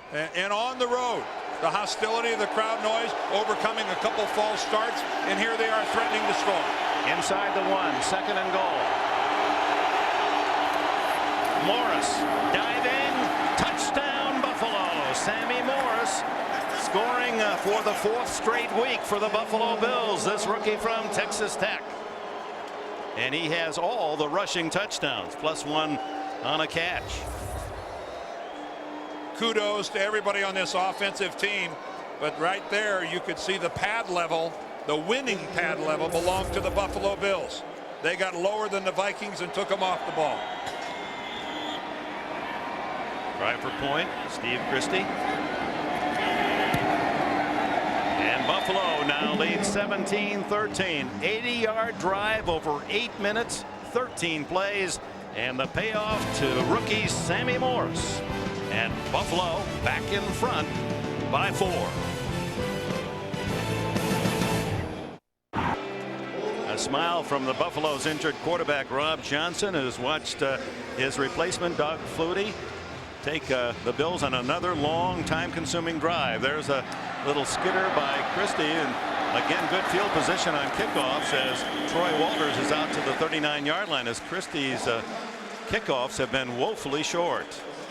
Minnesota's turn with 1:04 remaining in the third period and the Vikings trailing by 4. The NFL on CBS is sponsored by Goodyear, serious technology, freedom from worry. And by the Insider Pizza new from Pizza Hut, another one of the best pizzas under one roof. Welcome back, Minnesota, with the short kickoff. Starts at the 39-yard line, trailing Buffalo 17-13. Daunte Culpepper sends a slow start, 7 of 10. 105-yard, barely gets a handoff to Smith, and Smith across the 40 for a gain of 2, and John Holisek, the tackler for Buffalo. That was close to a fumble for Minnesota. Daunte almost looked like he got stepped on. Pat Williams had tremendous penetration. You see Pat coming in. Let's take a look at it. He actually got tripped up with his center, Matt Burke. And I think part of that is caused by the penetration of Pat Williams. And again, Culpepper did a good job with a follow through, able to get the handoff away. Here's the young quarterback changing his play. Even surprised how well he's picked up the offense, able to adjust the throw. Intercepted. Not so good on this one as Sam Rogers of the Bills has his first pick of the year. And Buffalo with the turnover, the first of the game. And Culpepper finds the Bills offense on the field. They're in Minnesota territory with the lead. Buffalo with the lead 17-13. Here's Hatchett, the intended receiver. Here's Sam Rogers. I think Culpepper thinks he's going to rush. Instead, he drops back. Rogers is going to drop back into his underneath zone, and Culpepper just locked on to Hatchett, who is just running that 5-yard hitch. Look at him. He's looking nowhere else, only at Hatchett, and somehow Sam Rogers gets lost in the mix. And oh, does that make a defensive coordinator happy? You bet. First turnover of the game at the 34. The Vikings. Final seconds of the third period. Under center Flutie. And here's a Bryson showing that speed. 30, 20, and pushed out of bounds. Orlando Thomas was the last Viking. Got him out at the 15-yard line. A 19-yard run by Sean Bryson. Outstanding blocking. Sammy Morris with a good block right at the line of scrimmage, but contained, completely lost on that side of the field by the Vikings. Not supposed to be that easy to get around the corner. 8 carries, 69 yards for Bryson. He's had a big game. And that is the end of the third quarter with the score of the Buffalo Bills 17, the Minnesota Vikings 13. We'll return to the Metrodome right after this word from your local station. Dennis Green contemplating a 4-point deficit, and the opponents, the Buffalo Bills, with a first down at the Vikings 15-yard line as we open this fourth quarter. And Sean Bryson with the best game of the season for a Buffalo running back. In fact, he's finally passed a quarterback, Rob Johnson, with the best rushing day by a Bill. Not this time, as Chris Hovan, the rookie, charges through and nails Bryson for a loss. Bonnie? Right, well, Dick, before the game I was talking to Doug Flutie. He said, I think the only way we're going to be able to stay in this game offensively is if we dink and dunk the Vikings all day, which is exactly what they've done. He said, I wanted to run the ball. I'm not going to throw a lot of deep passes. The way we're going to get yards on passing is those short slants with yards after the catch. Flutie, a solid game after a cold start, as could have been expected. 3-yard loss on first down, 2nd and 13. Flutie fires. Incomplete. Intended for Sammy Morris, the fullback.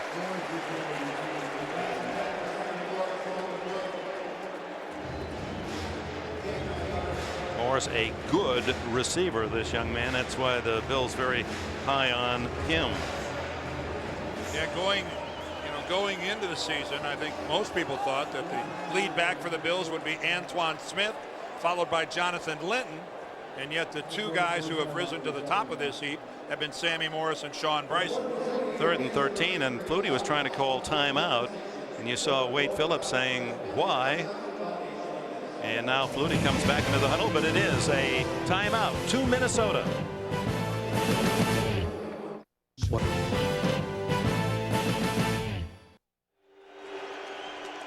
That timeout was charged to Minnesota, and Wade Phillips will take that. It appeared that it was Flutie, but he was only signaling to his coach that the Vikings had called time. 2nd and 13, the ball at the 18-yard line. Flutie with 4 wides, firing, incomplete. Jeremy McDaniel, the intended receiver, and Kenny Wright covering. And John Randall just smothers Doug Flutie.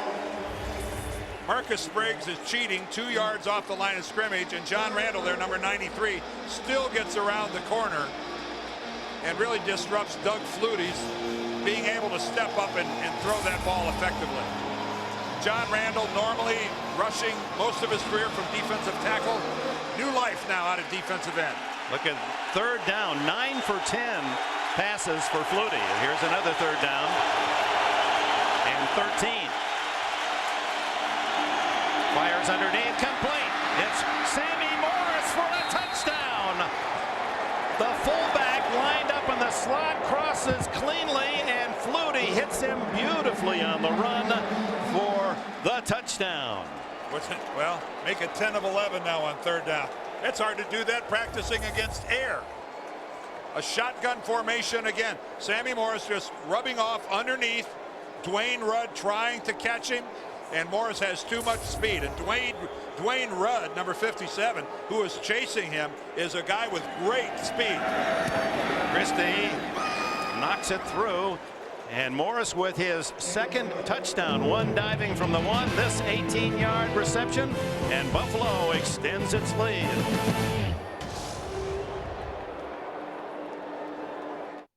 And your local Dr. Pepper butler. Dr. Pepper makes the world taste better. Samsung. Welcome to the Samsung Digital Experience, where everyone's invited. And by Acura, introducing MDX, taking the SUV to a place it's never been before. Fired up Bills, led by Doug Flutie, now lead 24-13. That's the 7th turnover by the Vikings in the 2nd half this season, and only the first time they've given up points. A short kick taken by Harold Morrow, and Morrow vaults across the 30-yard line, and the Vikings offense takes the field. Let's go back to the touchdown. Well, Buffalo went with the spread formation. 5 receivers, 1, 2, 3, 4. Oh, guess what? That's the fullback all the way out there. Sammy Morris is going to come across underneath. Not often you see the fullback being the guy that split all the way out. And look at this sidearm release by Doug Flutie right into the passing lane. Just lays it out there like it's on a string and allows Sammy Morris to run to the football, take it in full stride all the way to the end zone. When you're 5'10", you got to learn to throw from all angles. As Culpepper now goes to work for Minnesota. Good protection. And has to scramble, picks up about 3, and Marcellus Wiley makes the tackle. Friday on CBS, The Fugitive. You ain't seen nothing yet. Tim Daly stars in an all-new episode of the new hit drama, The Fugitive, Friday at 8, 7 Central on CBS. Out to the 34-yard line. Well, about as quiet as it's been all day here at the Metrodome, as fans are realizing the severity of the occasion. That time of possession, Buffalo almost 2-1. Culpepper guns it complete to Chris Carter, who's to the Buffalo 49-yard line. Well, you hear Denny Green and everybody on this Minnesota team talk about Daunte Culpepper being unflappable, that in a pressure situation, he doesn't get rattled. Against the zone, a good route to the inside by Chris Carter. But Culpepper, look at it, so calm. People lose, they kind of lose track of Culpepper because of his running skills. This is really a drop-back quarterback. He does not want to leave the pocket. He really shows pocket presence. It's just when he does leave, what a runner. 4th catch for Carter and 67 yards. A draw to Smith. Gain of a couple to the 47-yard line, and Eric Flowers makes the stop. A reminder, next Saturday on the Home Depot College Football, Heisman hopeful Michael Vick ignites the Hokies against Pittsburgh or Georgia. They won a close one against Kentucky. They meet the Florida Gators off a week's rest. It all starts with the Volkswagen College Football today. 2nd and 8 Minnesota. 4th quarter, 12.5 minutes remaining.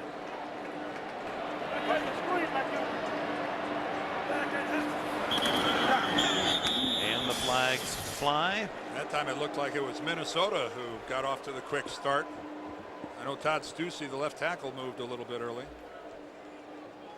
Prior to the snap, false start. 73 offense, 5 yards. Repeat second down. And they caught Stussy. You hate to be, as an offensive tackle, you hate to get called for the false start on your home field. There's the importance of stopping the run. The leaders in the league rushing the ball. Minnesota coming in, held to 66 yards today. Who would have thought that Robert Smith to this point is being outrushed by Sean Bryson of the Bills? Okay, I'll be out of your way. Thank you very much. Second down and 12 and a half. The throw to Moss, and he's drilled at the 40. Holds on to the football.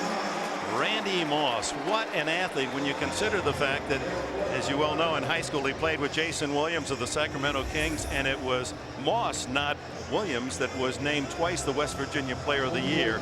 Well, look at him gallop, and then a rough ending. Daryl Porter, number 22, was to the inside and really laid that one on Randy Moss. But again, Randy Moss will go into the middle, make the catch, knowing full well he's going to take the big hit. 3rd and 1.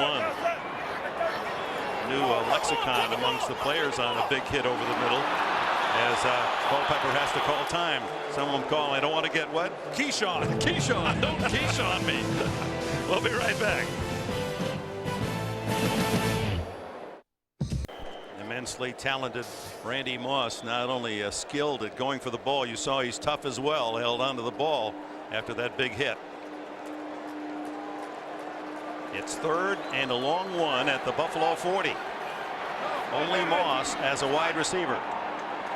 2 tight ends.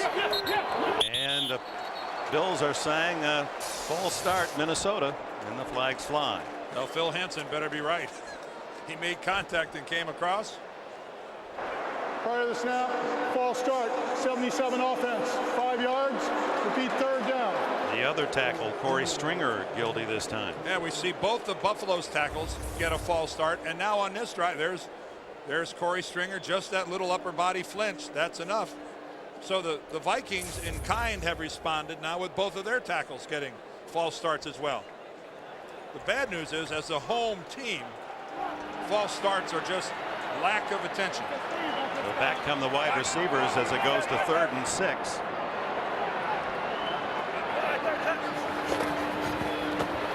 Culpepper being chased, throws underneath, incomplete to Moss, covered by Ken Irvin. A flag goes down after the play.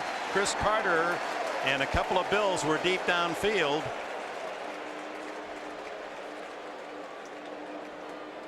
Yeah, Daryl Porter, one of the guys involved downfield. Antoine Winfield, another one of the Buffalo defenders. 27 defense, 5 yards, first down. Of course, Kenny Irvin is the guy who gets called. That really causes the head coach to drop his head. That would have been 4th down, but the penalty. So how big is that penalty? Right there, they're going to call Irvin at the line of scrimmage for grabbing onto Randy Moss. Deeper downfield, you see to the left of your screen, that's Chris Carter, and that's where Winfield and Porter were working. Well, first down at the Buffalo 40 with 11 minutes and change remaining 4th quarter. Monster penalty. Culpepper hits Smith out of the backfield. He doesn't get many calls in the passing game. He has about 10 before Cowart and Greer, Donovan Greer, can make the tackle. Culpepper has been especially effective in the 4th quarter this year, hitting over 72% of his passes, 4 touchdowns, 1 interception, a rating of 133, best in the NFL this year in the 4th quarter. And you saw that look when he was looking over to the sidelines. That's the look of a guy who knows what's going on. No wide-eyed, oh my Lord, what's happening to me look. A very impressive young man. Second, less than a yard, and Smith has the first down and more. Slowed down at the 15 and down at the 10. Keon Carpenter saved the touchdown. What explosive blocking at the point of attack. He's going to work the right side. Dixon and Stringer, and then Kleinsasser right through the middle. Boy, that's going after your 2 biggest linemen in Dixon and Stringer, and then a 280-pound fullback. Robert Smith that time running behind a whole lot of humanity. That's the longest run against the Buffalo Bills defense all year, 20 yards. Well, that's quite a statement as to how well they play the run. Ball just outside the 10. They could pick up a first down without a touchdown.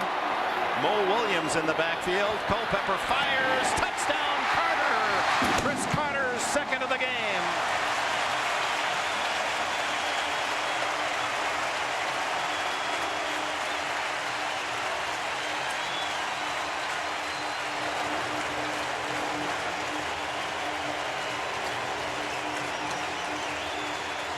Now a late flag has come in all the way over on the other side of the field.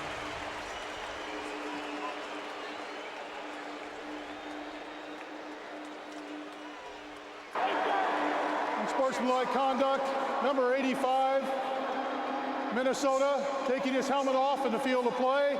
15 yards will be enforced on the kickoff. Andrew Jordan, the tight end. Well, that's what's called a dead ball penalty. That penalty happened well after the touchdown, so it does not in any way affect the scoring play, the touchdown pass to Chris Carter. They'll kick off from the 20-yard line after the extra point. Going to go for a pair, trailing by 4. Which is really a very smart thing to do, because if they convert this, they'll just... Trailing by 5 at the moment. If they kick the extra point, it'll be 4, but they go for 2. And this will get them within a field goal if they're successful. And Carter in motion, and Culpepper's going to look for him. No, it's to Mo Williams. And Mo Williams gets the conversion for 2, and Minnesota is within a field goal. An 8-point payoff for the Vikings. It's 24-21. Is sponsored by the United States Army. Be all you can be. And by IBM, taking e-business and your business to the next level.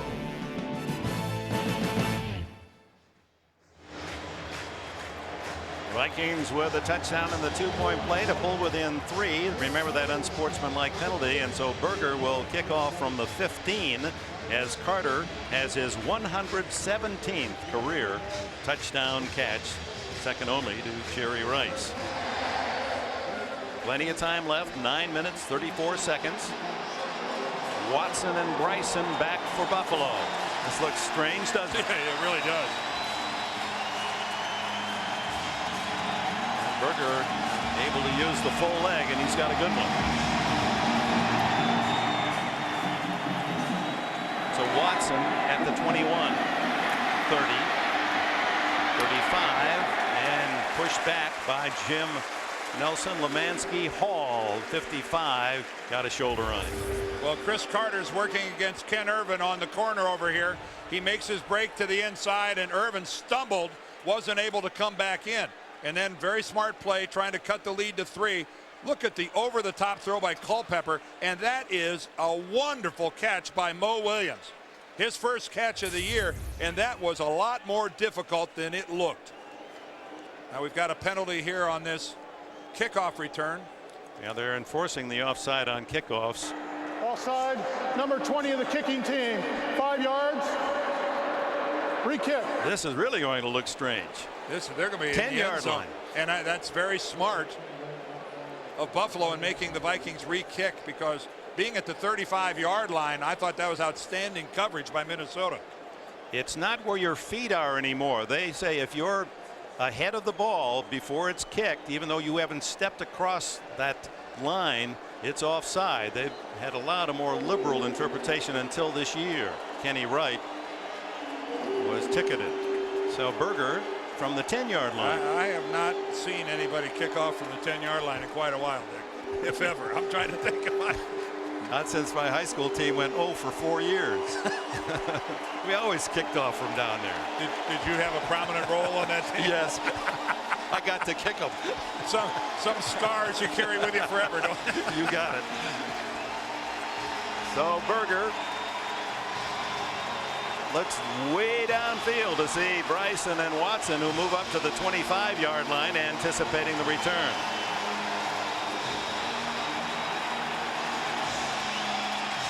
Look at this. Some of the players actually in the end zone before they start their run up.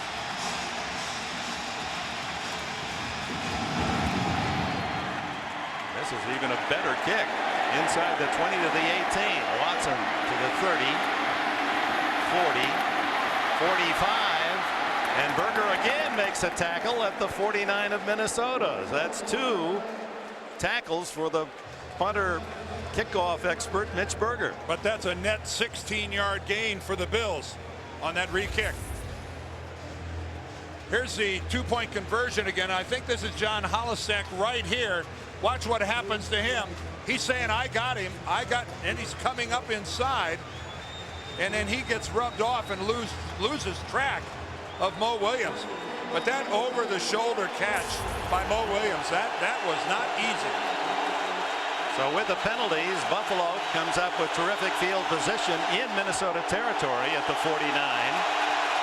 And the decibels rise here as the crowd making it noisy. The throw is complete to McDaniel, and Jeremy McDaniel at the 42-yard line, a 7-yard play. And Tuesday on CBS, F-14s are falling from the sky. Is it a government conspiracy or an act of terrorism? You'll find out. It's an all-new Jag Tuesday on CBS. For a guy that had to have rust literally falling off of him, Doug Flutie's precision in throwing the football since the early stages of this game has been excellent. There's no wonder they love him in Buffalo. Here's Bryson. Starts outside, cuts inside, back outside. And to the 33-yard line before Orlando Thomas can get him out of bounds along with Kylie Wong. And Bryson continues to pile up the rushing yards, 74 in 10 carries, as he is the most productive runner of the season in any game for the Buffalo Bills. And then how resilient is Buffalo being here? Every time that Minnesota scores, Buffalo they don't have a 3-and-out. They counter. They come back. Of course, have used that time over 10 minutes in one drive and over 8 in another scoring drive today. Bryson remains behind Doug Flutie, and Sheldon Jackson, the tight end, jumped offside. Was he lured by a defensive move? They're going to talk this one over. Without Doug. Doug was not invited to that huddle. Jerry Ostrowski's too big to move. Prior to the snap, false start, 79 offense, 5 yards, repeat first down. Carl Mock pleading his case from the Buffalo sideline. Let's look to the right side. Is there a defensive flinch? Yeah, but the key there is that Sawyer didn't come into the neutral zone, but that's certainly what got the offense to move. 10th penalty called against Buffalo today as Flutie hurries him to the line of scrimmage, and he needs that extra time, as you can see. Just does get it off, throws complete to Moulds at the 31-yard line. They get the yardage on the penalty +2 back. And Flutie, talking with him yesterday, and you heard Leslie Visser's report on Flutie. Get some great insight into this incredible athlete. And Eric Moulds, a big receiver at 6'2", 205, really effective in shielding the defender away from the football. That's a tough pass to stop. 10 catches today. He had 11 last week.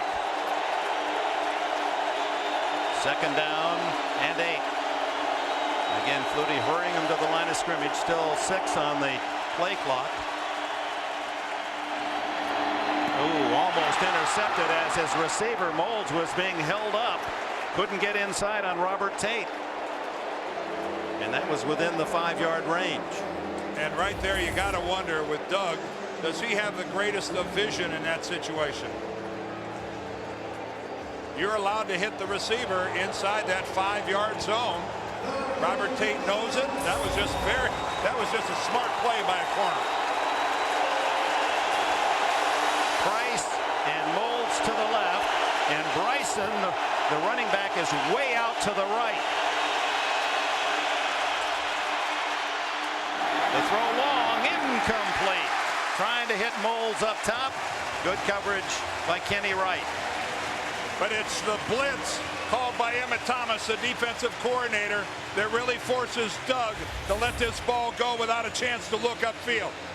Take a look, rubbing around Kyle Wong untouched and right in the face of Doug Flutie, whose offensive team has been brilliant on third down. Smart move by Minnesota, taking a chance. A long field goal, 48 by Christie. Is it long enough? Yes, skids over the bar. That's his longest of the season. Steve Christie, 48 yards. A 6-point lead for the Bills. Again, the Buffalo Bills, after a Minnesota scoring drive, come right back with one of their own.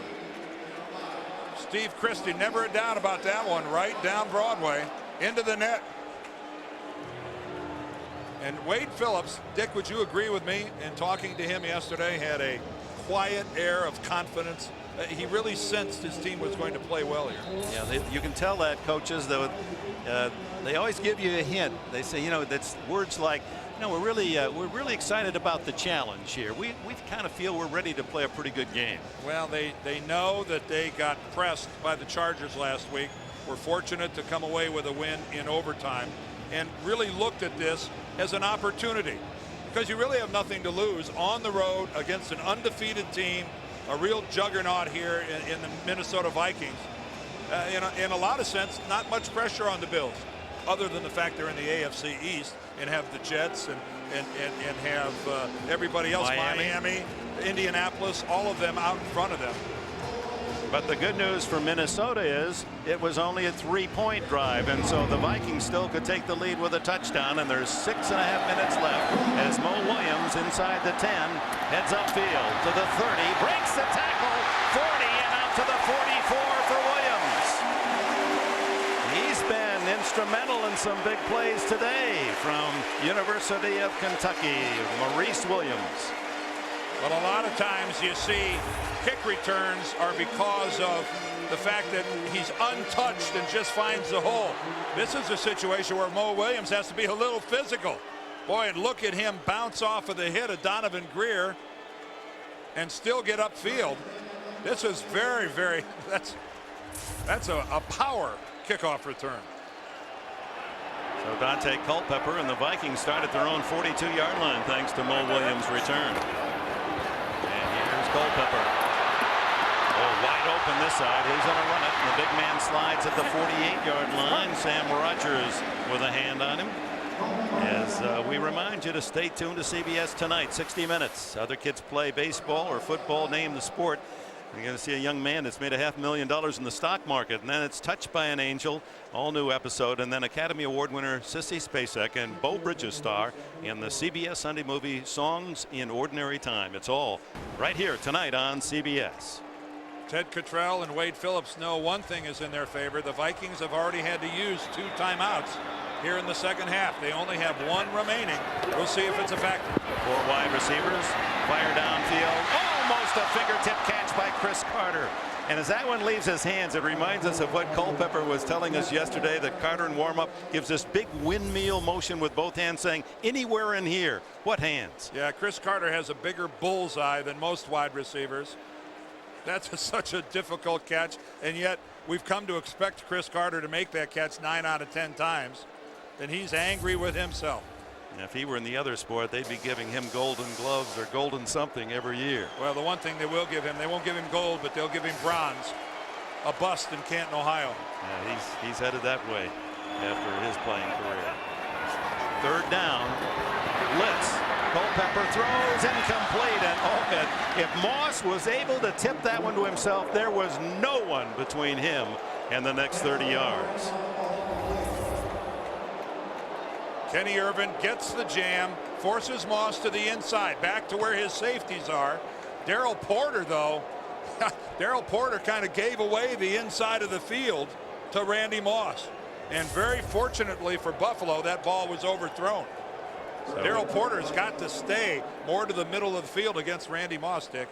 Watson back at his 10 as Berger punts. Way up there. Fair catch. Watson comes up to squeeze it at the 19-yard line. NFL Sundays, college football Saturdays on CBS. The Home Depot College Football doubleheader. Well, actually split doubleheader. You'll see Georgia and Florida, two top teams from the SEC, or Pittsburgh and second-ranked Virginia Tech that rallied to beat Syracuse last night.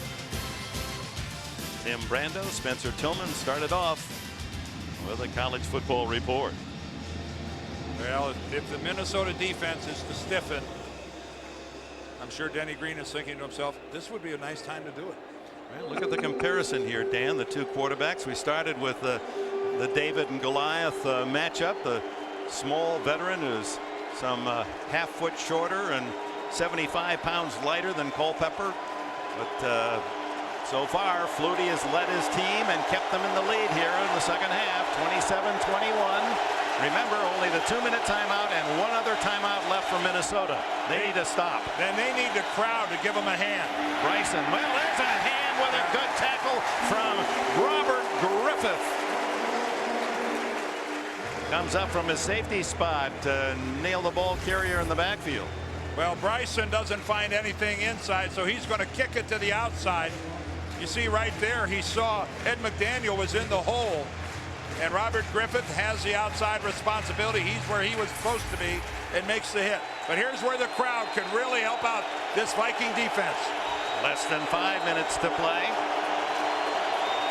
4 wide receivers and a running back. The throw underneath, complete. And it's Moles twisting across the 25. And he's about 4 yards short of a first down as Griffith makes another tackle. He played his college ball at San Diego State. Wasn't seen as worthy of the NFL out of college, so he went up to the Canadian League and then signed as an undrafted free agent in '94, and he's been a solid player for the Minnesota defense. Well, here's a situation where the Bills repeatedly have worked a quick slant to Moles or one of the other receivers. If you're one of the Viking corners, you might want to sit on that baby.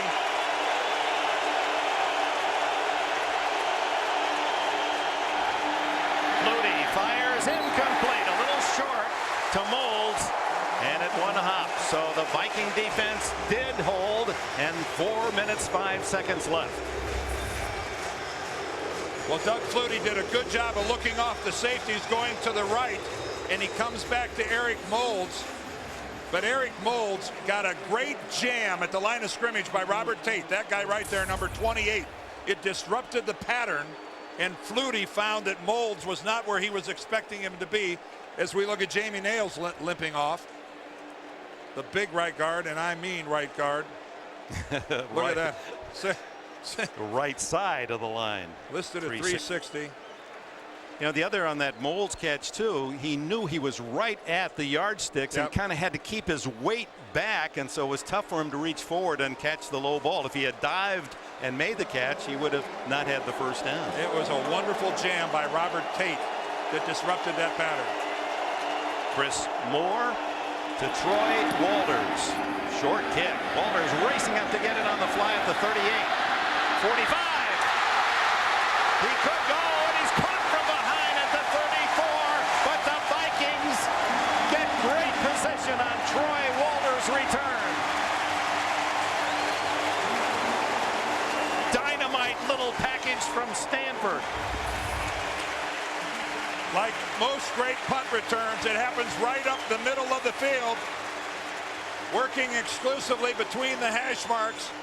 And Keith Newman, with great pursuit from behind, finally makes the tackle on Walters. One of the smallest men in the league, Walters, 5'7" and about 170 pounds.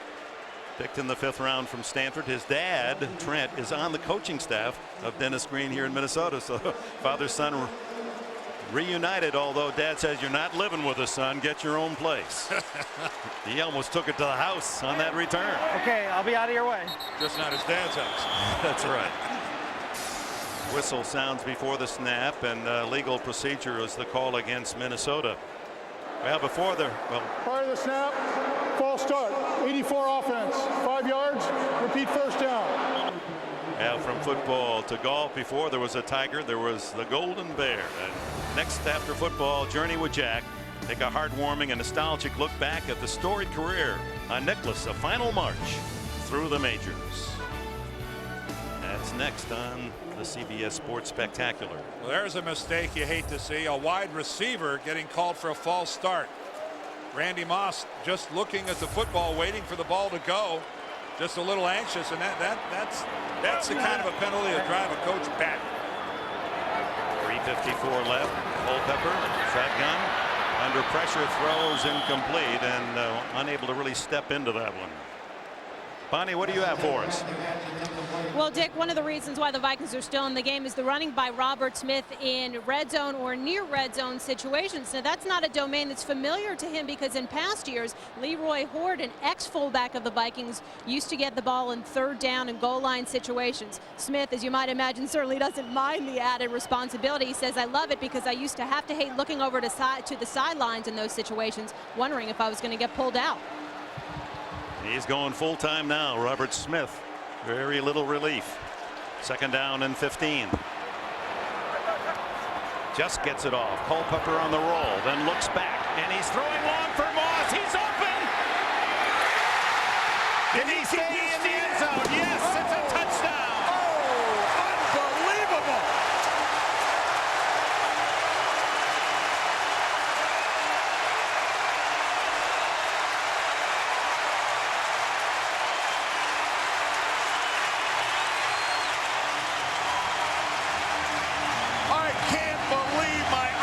That he was able to keep his feet in bounds.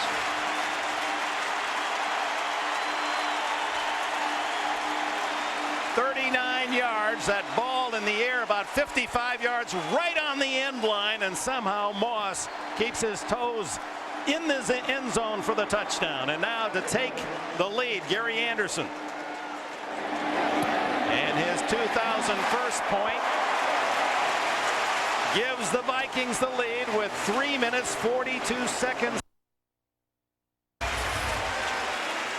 Randy Moss just using his blazing speed down the left. Gets way past Ken Irvin. Has to feather it down and then somehow just stop his feet from moving. Watch this again. Randy Moss, how can you run that fast and somehow just stop at the back of the end zone and plant your feet and wait on the ball? And maintaining the concentration, knowing that the defense is closing in. Oh, what a play. Highlight play, 39-yard touchdown. In case you're wondering, we asked Culpepper, how far can you throw it? He said about 80. I know I can go 70, 10 out of 10, and he made that throw some in the air, 50, 55 yards, looked like a little flick of the wrist. That was just spectacular control of one's body. To run, to be moving with that much momentum, with that much inertia moving one direction, to be able to stop. Randy, I'd be dancing too. Unbelievable. The 7th touchdown for Moss this year. What a player. At Buffalo, trailing by 1, has all 3 timeouts and 3:42 left to try to get in field goal range. Bryson and Watson, as the noise level is almost painful now as Berger kicks it off.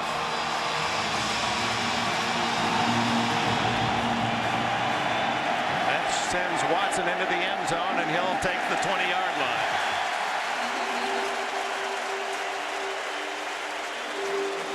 Here comes Doug Flutie.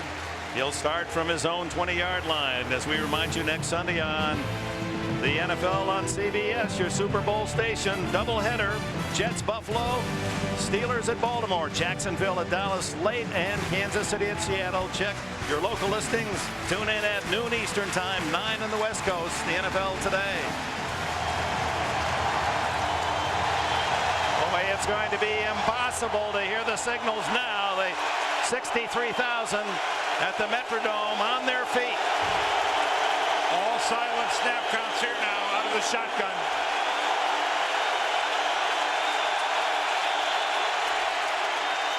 Flutie underneath, complete. And it's Sammy Morris for about 8.5. Lots of time. All 3 of their timeouts. A very veteran quarterback who'll take command of the huddle. And actually, they're not even going to huddle.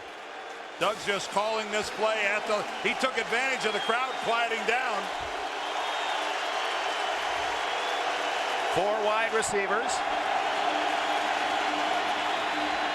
Flutie, incomplete. Hit as Randall was all over him and pressure the quick pass, trying to hit Morris again. But Doug had time to look around. That wasn't a jailbreak. He had some time to survey the field. You see him trying to find somebody. Actually ends up hitting Chris Hovan right in the helmet. Big play, 3rd down and 1 from the 29. Peerless Price, Sean Bryson, and McDaniel to the right.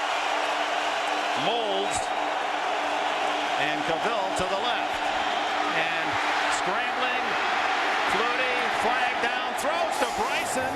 Is it complete? And then they rip it away. They're going to call it complete at the 46, but flags down where you would suspect that Flutie got some extra help.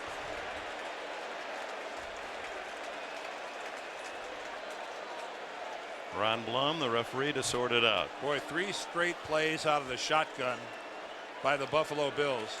This penalty going to go against them. 69 offense, 10 yards, will be 3rd down. One of the linemen tripping. Marcus Spriggs, I believe he said 69. Doug Flutie was the guy who got away from a potential trip.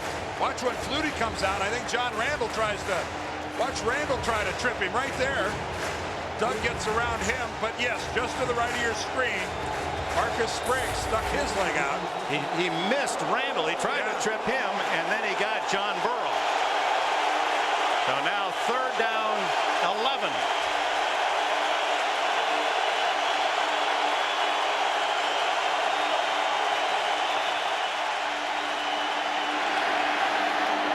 Complete to Price. Peerless Price. He dropped the ball, and it's recovered by Minnesota. Orlando Thomas with a loose ball.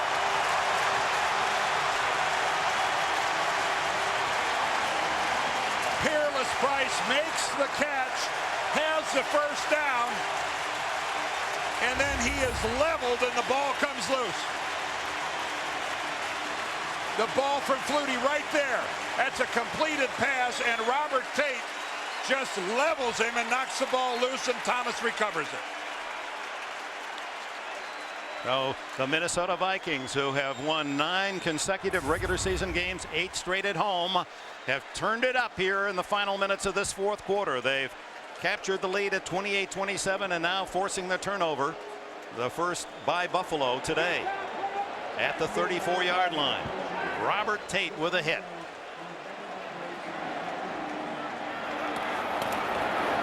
Smith caught in the backfield and dropped for a yard loss. As Pat Williams got him, and this is the first of 3 timeouts spent by Wade Phillips. Season at risk here. You know what's at stake for Minnesota. For Buffalo at 3-3 with Miami and Jets and Indianapolis all ahead of them. An upset win here today would be so important, as we indicated earlier. At times it appeared Doug Flutie's magic would fall on the Vikings, but now it's up to the defense of Buffalo to stop Minnesota and get it back for Flutie. Quick throw to Carter, and he's hit immediately. Good defense at the 30-yard line as Winfield came up to make the sure tackle, and for a little man, he can do that at only 5'9", 180. Coming up on the Subway postgame show, Jim, Mike, and Jerry have the scores, the highlights, the latest NFL news for you. That's coming up on the Subway postgame show.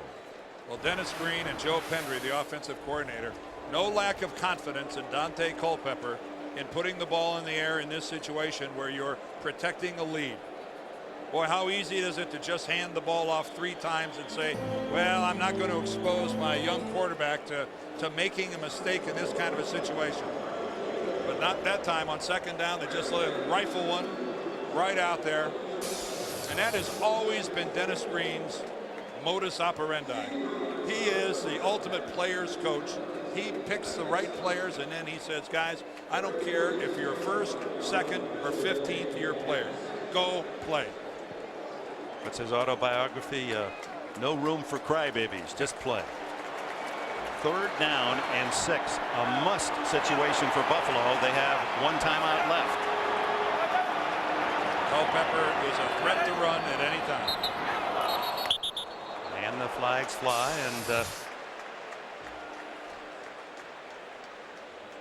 if Minnesota jumped again. Prior to the snap, false start, 71 offense, 5 yards, repeat 3rd down. It goes to the guard, David Dixon, this time. That is their 3rd false start here in the second half. He's at the left of your screen there, right in the middle, number 7. Yeah, he rocks back. That's it. That's all it takes. But they've taken turns. Stringer, Dixon, Flutie, all 3 of them been called here in the second half. That brings up 3rd and 11. Culpepper down the middle. Carter with a catch. Oh my! At the 10-yard line. How many years has Daunte Culpepper been in the league? He just sat around with a scout team last year. Wow. Against the Buffalo zone. Keon Carpenter, he's the safety with deep responsibility. He just doesn't come up with a big enough hit to separate Carter from the ball. Did Winfield get a piece of that? It looked like he might have deflected a little bit, but Carter, with that great concentration and those superb hands, makes the play. So good for so long. All right, let's watch. Let's concentrate on the ball. Yeah, right there. That's Antoine Winfield. Geez, he deflected it, but he didn't change the direction of the ball. It was still headed right for Carter. And after seeing Carter's reaction catching the ball, it almost looked like that ball might have hit the ground from that angle. Can we take another look at that? Let's double check this. Carter with such concentration, even with the deflection. 7th catch, 2 touchdowns today. Let's look at the end of the play.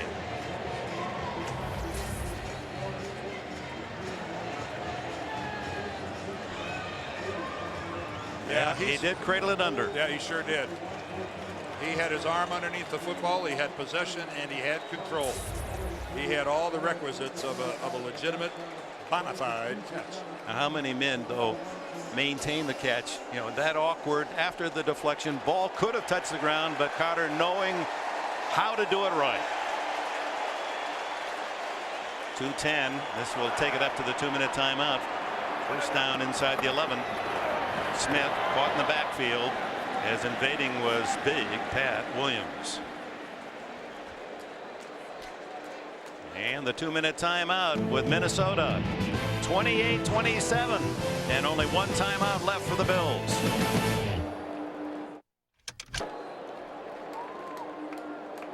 Leading 28-27, the Vikings keeping the ball away from the pacing Doug Flutie, hoping for a chance. Boy, we've seen some spectacular plays, and we welcome those of you who have been watching CBS action elsewhere. Dick Enberg with Dan Dierdorf, Bonnie Bernstein, the Minnesota Vikings, who are protecting an undefeated start of this season, have rallied in the 4th quarter. Daunte Culpepper, their young quarterback, he can pass, and now he runs it inside the 10 to the 5-yard line.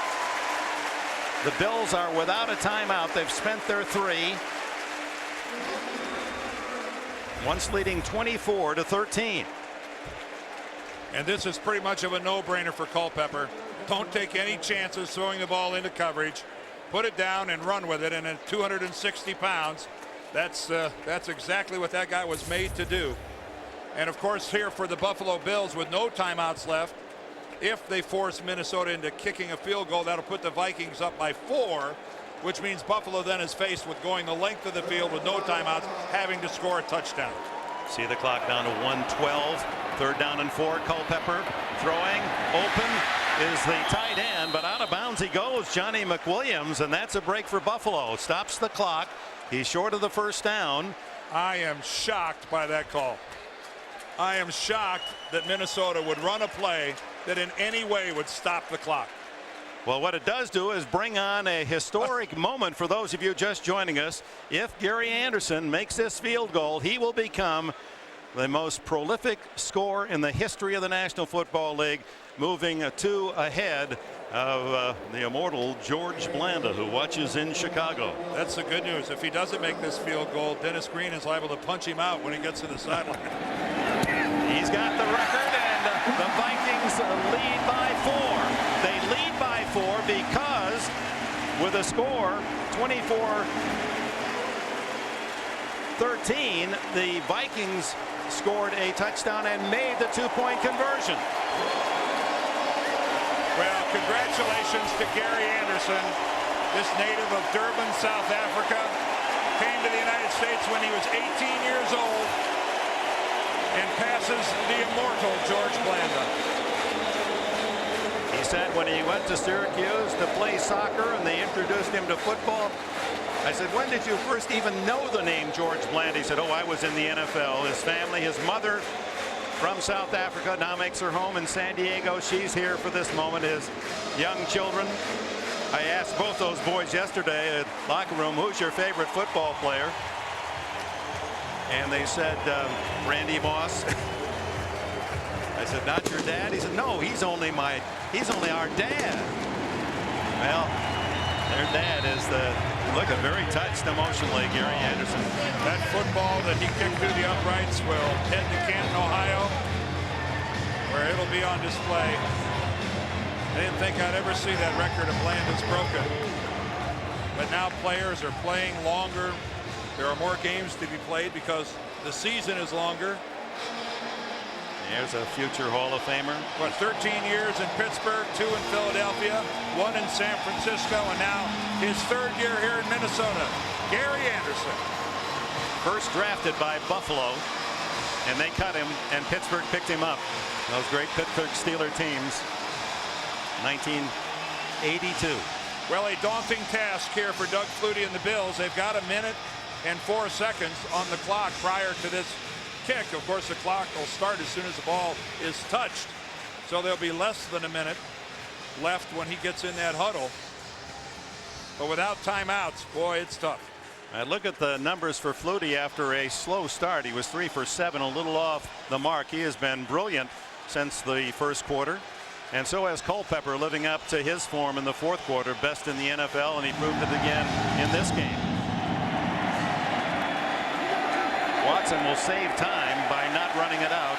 They'll begin at the 20-yard line. And let's go back. Here it is, into the record book for Gary Anderson.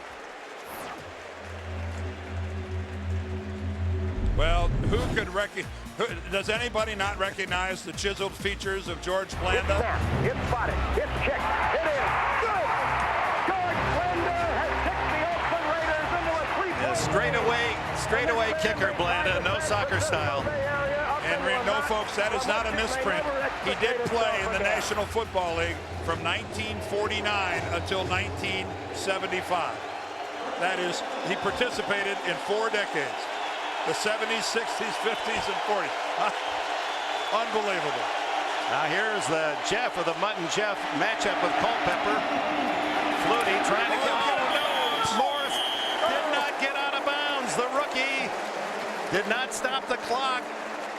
You got to give up some ground, and with no timeouts left, you can't even be teased into staying in bounds. That is about a 15 or 16 second mistake. Working on 20. Flutie down the middle, deflected and almost intercepted as Robert Griffith with a dive.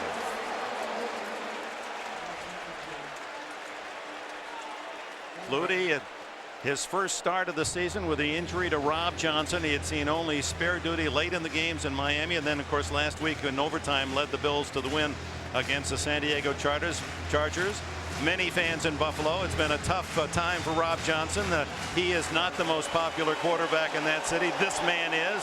He's every mother's little boy, Doug Flutie. They all want to embrace him, and he's a tough fighter, and he's got a very difficult challenge here as he fires down the center, and Moles has it. Does he get out of bounds? No, he's still in bounds.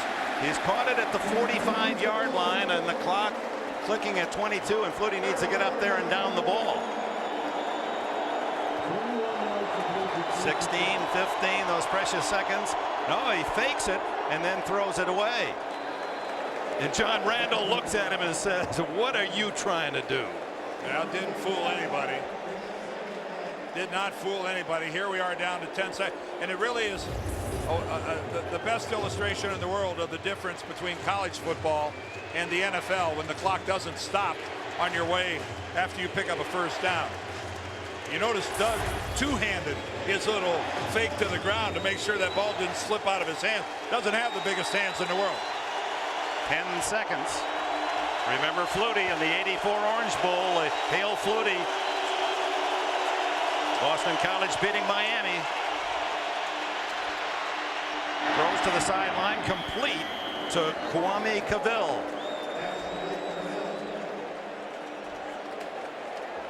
With 5 seconds left here at the Metrodome, we welcome those of you who have been watching CBS NFL action elsewhere. Minnesota Vikings down in the fourth quarter, 24-13, have rallied behind Daunte Culpepper and the two brilliant receivers, Randy Moss and Chris Carter. They lead 31-27. Final play of the game from the 42-yard line of the Vikings, as Doug Flutie has one last desperate chance to try to hit the winning touchdown. Orlando Thomas is already in the end zone for the Vikings. Flutie. It's knocked down by Robert Griffith, and the Vikings remain unbeaten.